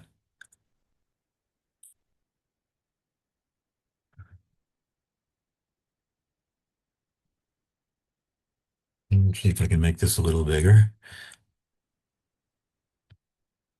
Is that a little easier to see? So by individual question, balancing the length. If your answer is too short, that's not good. If it's too long, that's not good either. But if it's somewhere in the middle, that's fine.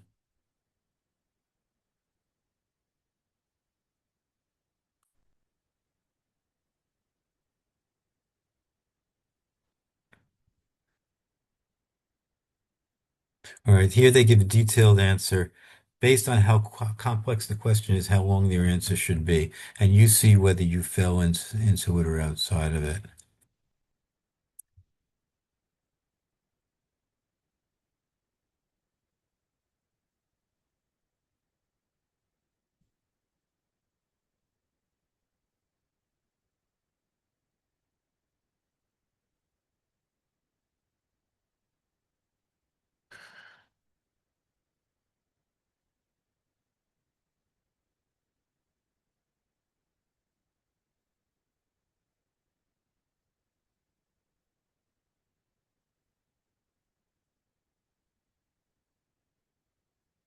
Okay.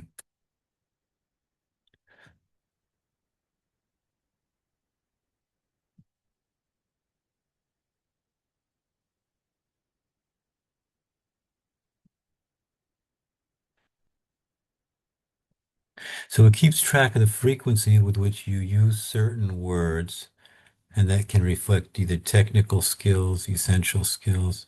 All right, I'm just mentioning that. I think I'd rather spend the time we have available on the feedback.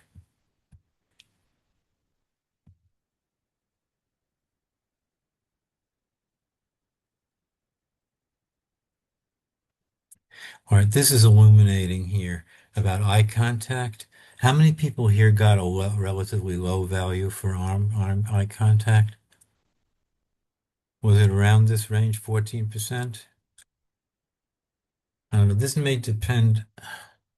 They're saying here you should keep eye contact for 75%, which is a lot. Though I've seen higher as the recommendations as well.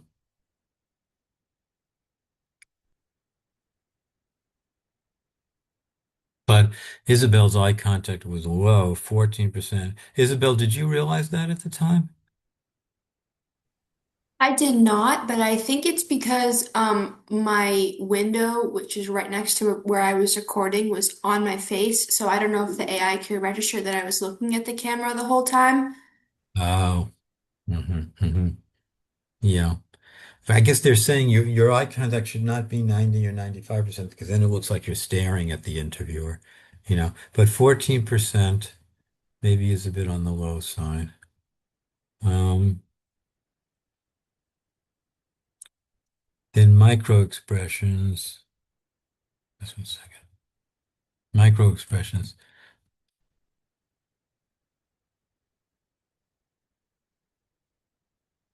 Track your changes in facial expressions during the measure of the trip.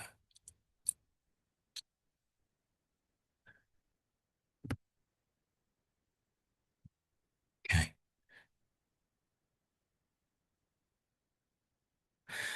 Actually, you see there's an analysis presented here for each question. So this is micro expressions. That doesn't mean you're feeling these emotions inside, but rather it's what you're projecting when you're telling a story. So, and they list the different emotions here, and it might be interesting. I don't know that we're going to take the time now to to look at each question, but they've got these different emotions. Doesn't mean you're feeling them, but you're projecting them. Sadness, disgust, most of it seems to come up in the latter quarters.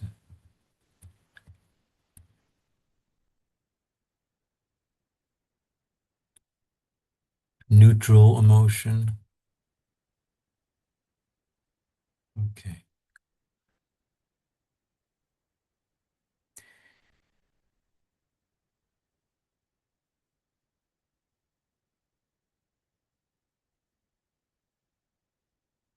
I want to get to the questions. Oh, here's the video.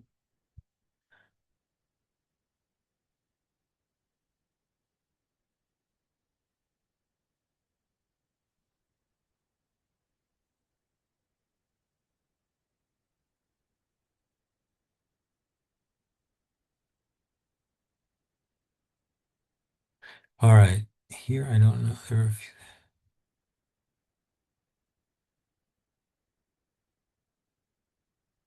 Video is things like enthusiasm, micro expressions, eye contact. Why you were given zero here, I don't know.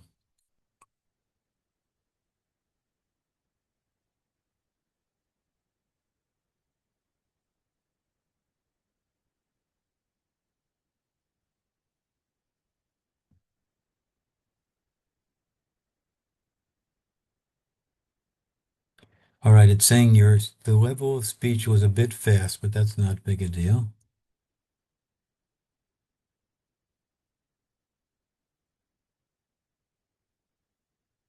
So it's giving you estimates on your and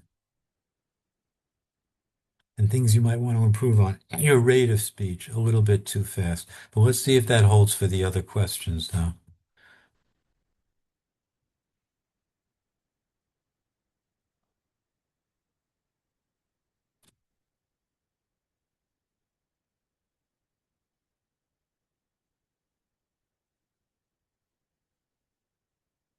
Your rate of speech did not seem to vary too much from one question to the next. Most of your ratings are pretty consistent.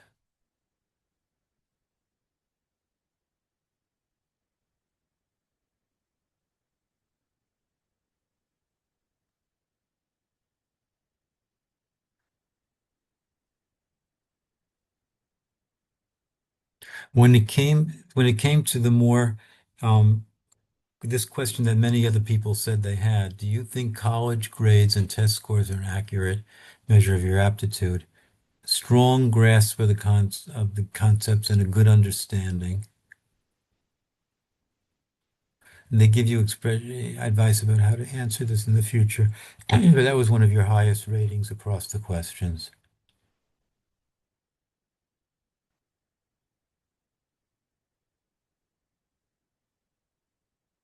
All right. Can people check their rating on this question? Because I think most people said they got this question about college grades and test scores. Did you, for the content, what rating did you get for that question?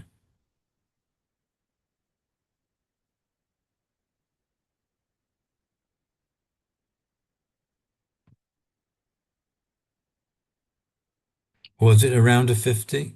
Or was it higher or lower? No, it was one of the higher ratings for the content. Okay.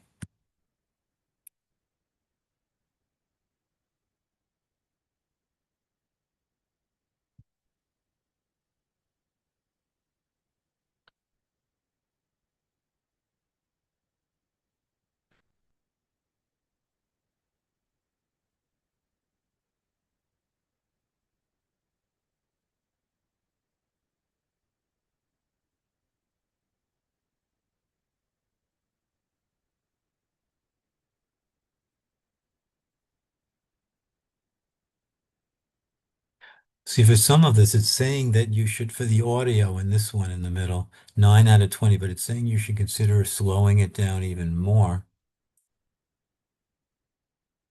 to make sure the interviewer understands you. See, part of the problem with all these analyses is that if you think too much about them during the interview itself, how you're coming off with the micro expressions and the other dimensions, it's going to impact your ability to formulate a good answer, possibly. And this is something I think we have to think about also as a balancing act. If we're focused on the content of the answer, we can't always be so aware. That's why we have this program, I guess, to analyze how we're coming off. But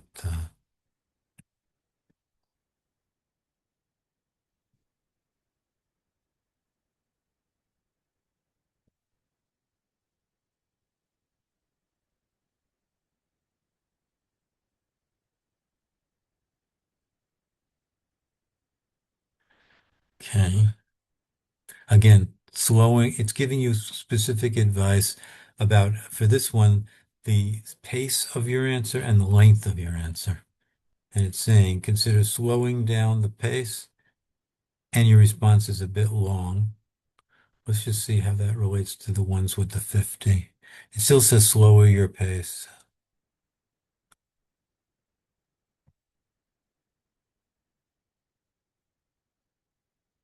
That seems to be what I would do with this feedback is look for consistent trends. So maybe you spoke a little bit too fast and too long.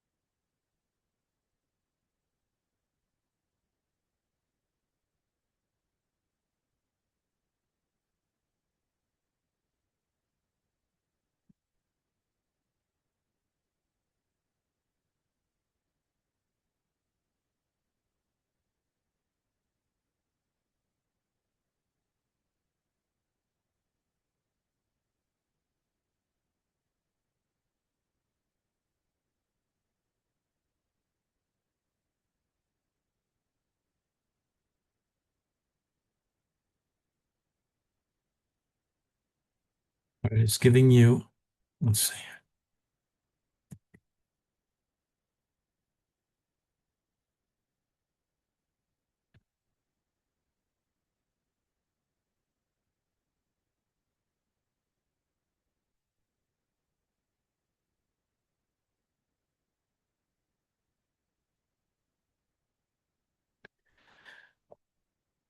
See, part of what I want to point out is the language is very standardized from the AI output.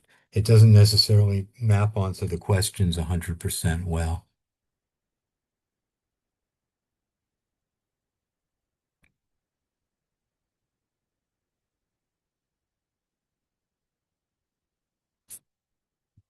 Because it's giving similar feedback for most of the questions.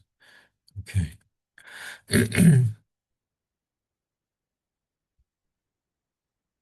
All right, I want to point out to everybody on this question here, when you about handling a different customer, this was one of the highest ratings for the content. And it liked the fact you used this star method. It was a specific situation you highlighted what you did to reduce the tension. Um, you were accurate.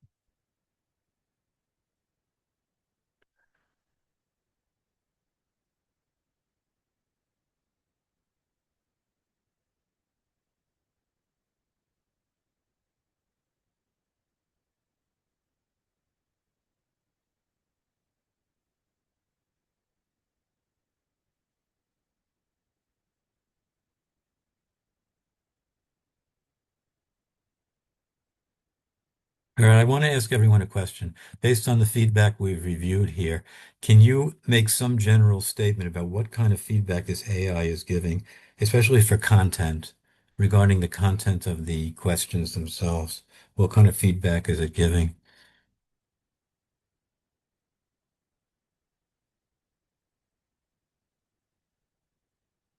If you had to pick one word that described the type of feedback given for the content analysis of the questions, what word would you, what word would you use?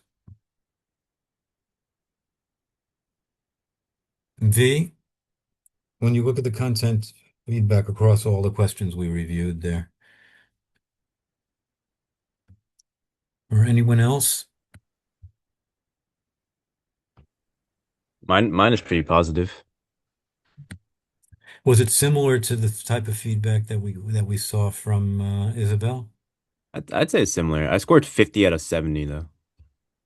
Like, can you read an example of the feedback you got, Danny, for the one where you got 50? What kind of things did it say? So it said for the overall, it says you have a strong foundation in your responses, demonstrating good accuracy and relevancy. With a Mhm. little, with a bit more focus on specific areas, you can further enhance your communication. And then there's four flags underneath it. Those are The like first, ways to improve. yeah. So the first flag says to fully articulate your experiences, consider elaborating on your future aspirations or how your past and present experiences connect to your long-term goals. Second one says, when discussing your experiences, try to incorporate specific hard skills you've developed or applied, even if they seem foundational. Focus on refining your logical flow to ensure every point seamlessly connects, leading to an even more compelling narrative. And then the last one is strive to greater precision in your language to convey your ideas with exceptional clarity and impact. Right. But the one thing you notice, it doesn't make any specific reference to any of the actual words that you used or any of the Yeah, words of the answer that Isabel used. So in other words, it is somewhat canned, canned, in my yeah. opinion, this feedback. You can tell it's from AI. It has an AI sort of taste. But the most recent developments in AI technology are making it more personalized. So I think it'll become more valuable in the future when it becomes more matched to the exact words you used in your answer. And I think now it's noting general trends and it's giving you a rating based on general trends, but it's not as as mapped onto the exact words you used in your answers. So I think there's room for improvement, frankly, in the AI feedback on, especially on the interview.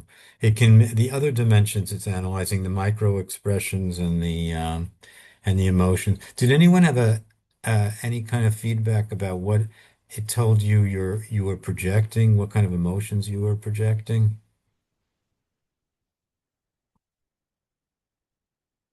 Did you think it was accurate or it was not so accurate in terms of that part of it? I think I did get like to like change my tone, but it was like I didn't want to be all, you don't want to be all giddy during an interview because that's not how you're supposed to be. Right, It but was the telling me interesting almost, thing about oh, yeah, the interesting thing about micro expressions is that they're measuring what you're projecting, not necessarily what you're feeling. So you might be feeling giddy inside, but as you say, you're not supposed to project that outside because that's not appropriate for an interview situation. On the yeah. other hand, you want to project enthusiasm, but you don't want it to go too far so that it runs into being silly or giddy or laughing, that kind of thing. But you want to appear interested, certainly in what you're talking about, your own past experiences, your present experiences, your goals that are going to match, hopefully, the goals of the company that you're interviewing for. All right. The last part of the class today, I want to share something else as the last thing that we're going to do in this class.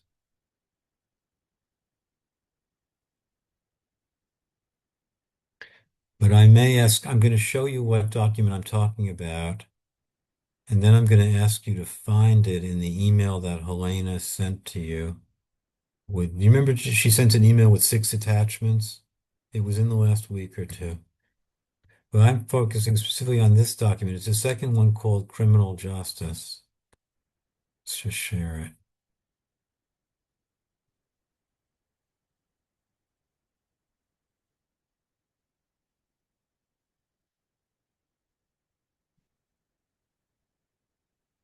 It's giving different areas of work within the criminal justice system, and then who the typical employers are, and strategies, for maximizing your strength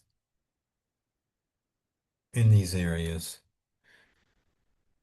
So what I'd be want to focus on is this last category, strategies, how to improve your your potential desirability as an employee if you want to work in this sector, and which do you think is the most worthwhile and which do you think is the least worthwhile of the strategies. So the idea here is um pick one area that you're interested in. They've got law enforcement, they've got judiciary and the law. And then you have to look at the strategies and pick one that you think is the best, most hopeful strategy to work on during this period of your life, and others that is not as helpful. This may change, obviously, when you get older, but so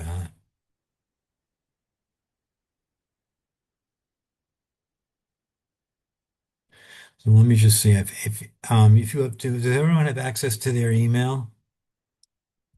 Let me see if I can find that email. Because I'd like you to be able to see the document itself, ideally.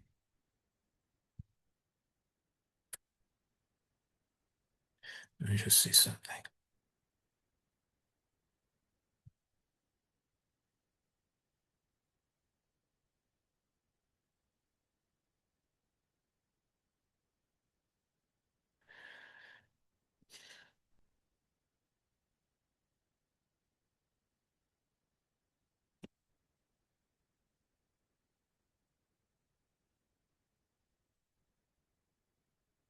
Or actually, I don't think you have to go back to the email. Are you able to scroll down this? You can't scroll this document yourself. It's only what you're seeing what I'm projecting. That's the problem. That's why you might have to fish it out of your email in order to work on this for a few minutes. Just think of it.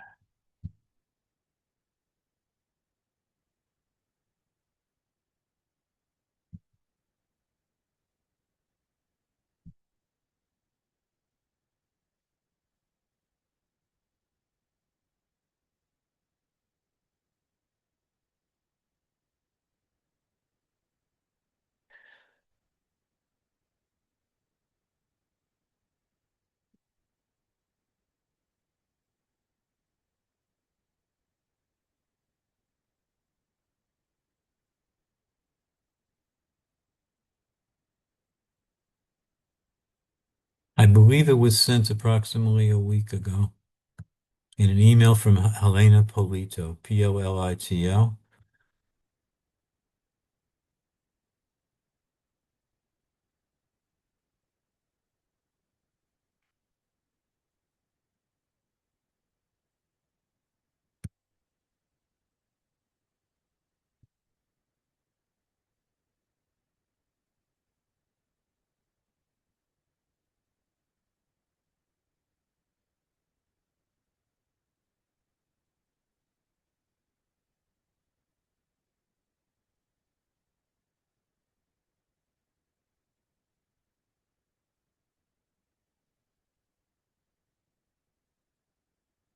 Let me look at it somewhere else.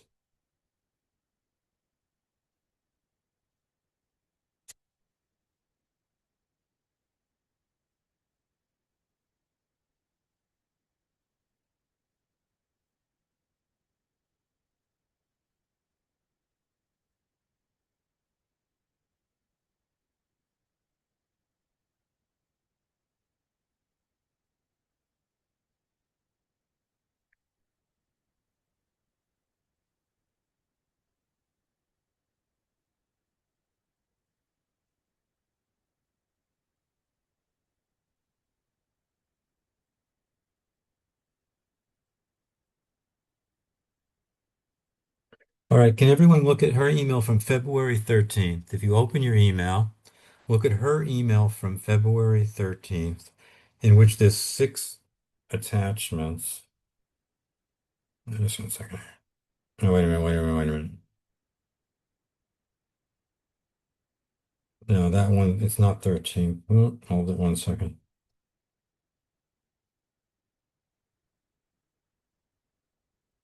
It's February 26th, the email it says. Yeah, I'm sorry, that's right. Try February 26th. Thank you, Julia. That's where the 6 attachments are. And you want to look at the, I think it's this, see which one it is.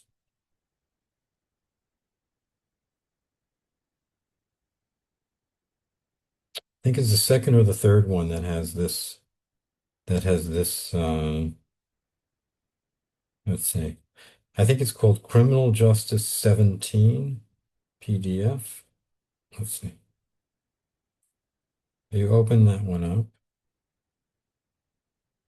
you'll find the document that I'm showing on here.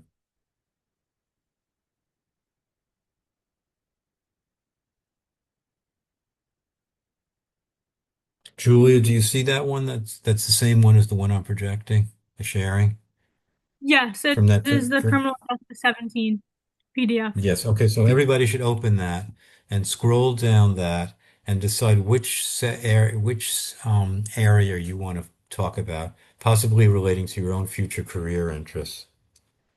Because we'll be talking about this a little bit in the coming weeks of the class.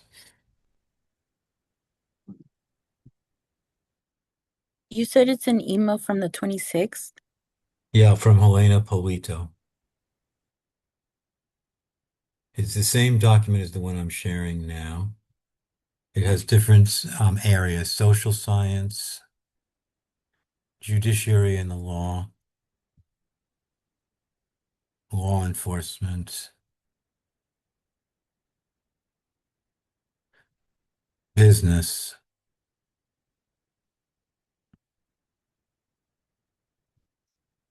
And for I put each the one, what?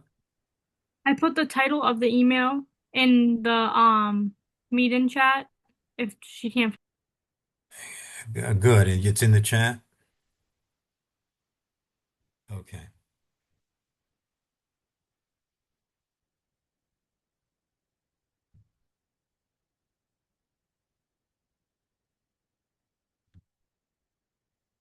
So just pick one area and then look at the strategies and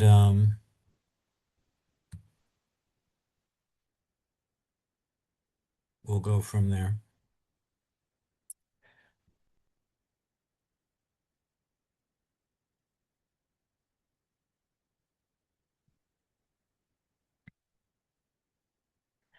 Should pick out what you think is the most valuable strategy to gaining experience in in this future field that you might work in. That's the question.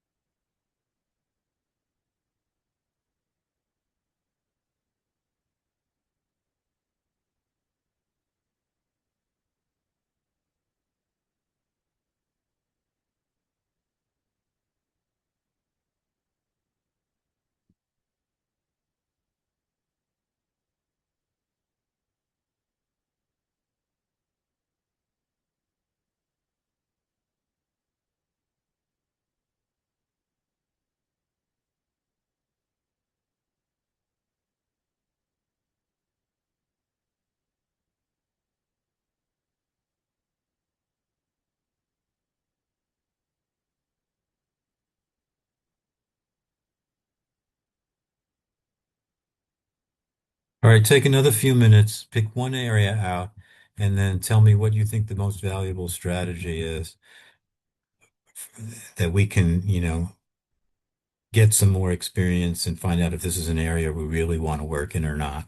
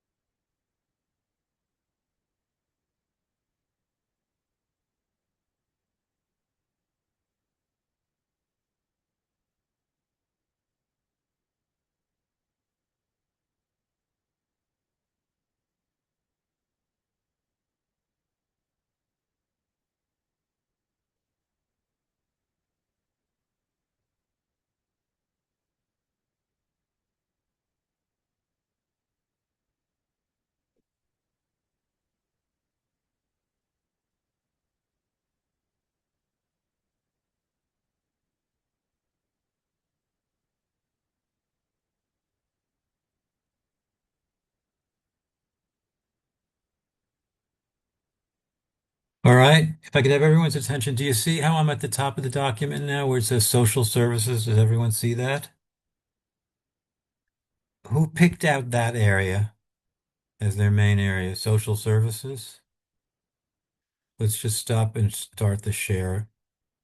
Did anyone pick out that area, social services, as something you're potentially interested in, Isabel? Okay. Let's just look at it a minute, at the strategies part of it.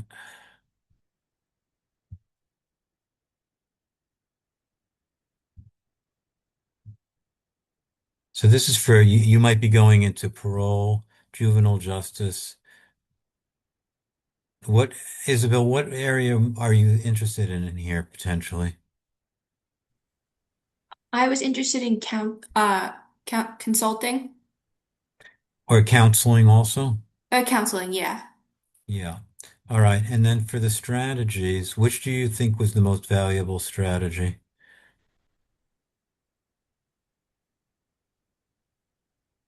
I would say probably earn a master's degree in social work or counseling, for therapy Mm. positions. For long-term advancement in the field. Yeah.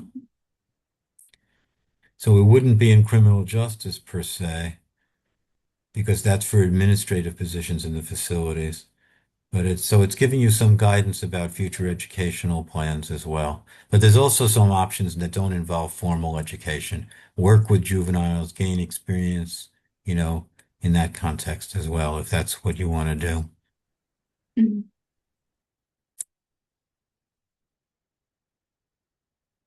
All right, some of these would apply, some of these strategies would apply to almost any group. Maintain a blemish-free driving and criminal record. Uh, gain firearms and self-defense training for some areas. Well, that could be applicable above for more than one. All right. Who picked judiciary and the law here? Anyone in the class picked judiciary and the law? I did. Who? I did. I picked it. Oh, good. Catherine. Mm-hmm. Okay. Let's look at that.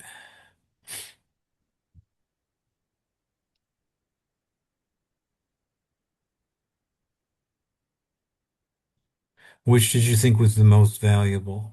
First of all, where are your interests in that area? Judiciary, where do you see yourself going possibly? I said in court clerkship or maybe legal Hmm. research. Okay, and the strategies, if we look at those, Mm-hmm. which did you think might be the most valuable? I said it's develop strong research computer and writing skills. Yeah, because of those are global kinds of talents that will serve you well in this type Mm-hmm. of role in the criminal justice system. Yeah. Interviewing, researching, and interviewing, I wonder if they mean they're taking an interview or giving an interview or both. Hmm. Well, I think maybe giving, more giving than taking, because you're doing intake work as part of it. Youth correction facilities, you would be interviewing many clients there. So you might want to think about that STAR method we mentioned tonight, or the past, present, and future ways to structure an interview to get people to talk about specific aspects of their past experience rather than just a general list of skills kind of thing. Okay, let's do one or two more. Some of these are more valuable than others, actually.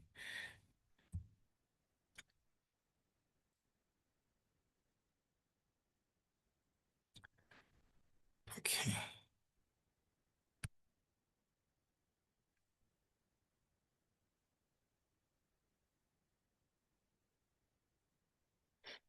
No, we're back to the wrong thing. Hold on.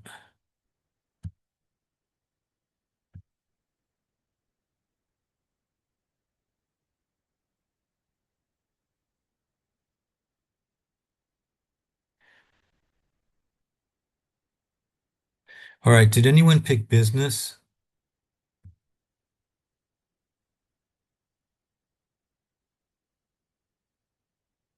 1 second. The one above business.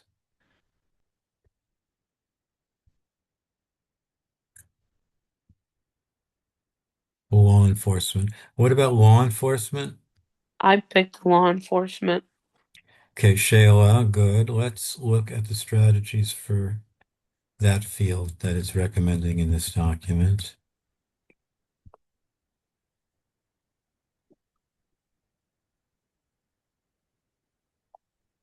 Which did you think was the most valuable strategy? Um, Based on my experience, I picked volunteer to work in a police department or campus safety department. And that could be, have you done that yourself? Yeah, so I work right now at the police department, and I also worked at I still work as per diem for the hospital and their law enforcement as well. And before that, I've done like a volunteer program as a youth for like a police academy and law enforcement program. Which police academy is that? It's for juvenile, so they kind of teach you everything about law enforcement. Mhm. They show you the kind of work that they do, their programs, and like everything about law enforcement. Is this in a certain town? A police Salem force? has it, and I know that the sheriff department has a summer. I didn't do the sheriff's department ones. I did the one here in Salem Police, but I know that the Oh, sheriff's department also does a juvenile one, but they also do adult fake police academies. I assume they're fewer hours than the regular ones. Yeah, I Um, think it's about 12 weeks, and they have Julia? cadet programs. Mhm. when I did my internship at the police academy, there were towns like Malden, Medford, Saugus, I think Melrose, Everett, and a few other towns that were doing that same thing, like the how Salem does, but like all the other ones too. Some of them, they're volunteer. But I think some of them may pay, no? If there's more hours involved. Yeah, the state police cadet program does pay. Because it's quite an extensive commitment of time, I think, Yeah, from because my you knowledge of it. basically do theirs is like a 40 hour a week. Right. Yeah, okay. All right, good.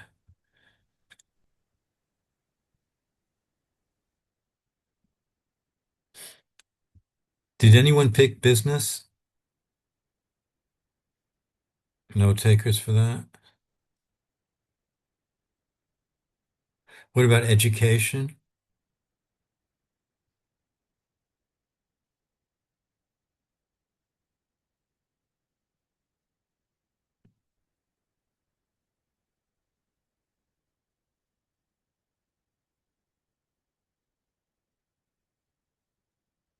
All right. I don't know if I find the exact example here, but some of these strategies are more practical than others for someone at the undergraduate level.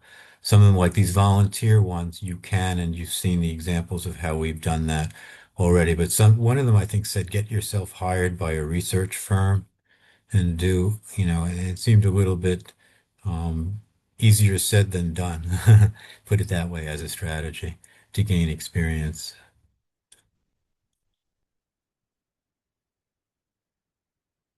Most of them seem to emphasize developing written and oral communication skills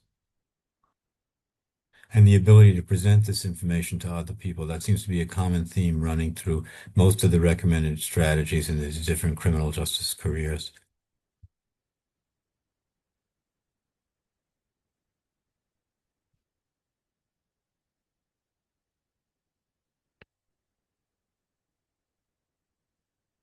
Okay.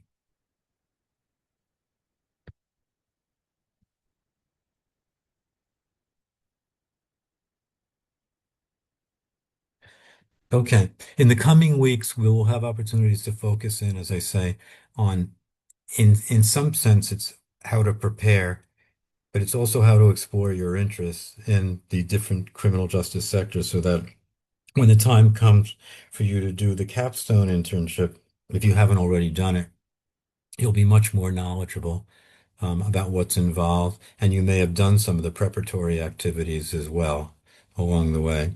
So we'll look forward to that part of the class coming up. Starting again the um, 23rd will be our next class meeting. Are there any other questions or comments? All right, have a good week. We'll end it just a couple of minutes early tonight, maybe, in honor of the upcoming spring break. And don't and have a good one, and hopefully you'll be able to relax a little bit. Okay, take care. Thank you Good very much. afternoon, Have a everybody. good one. Okay, bye-bye.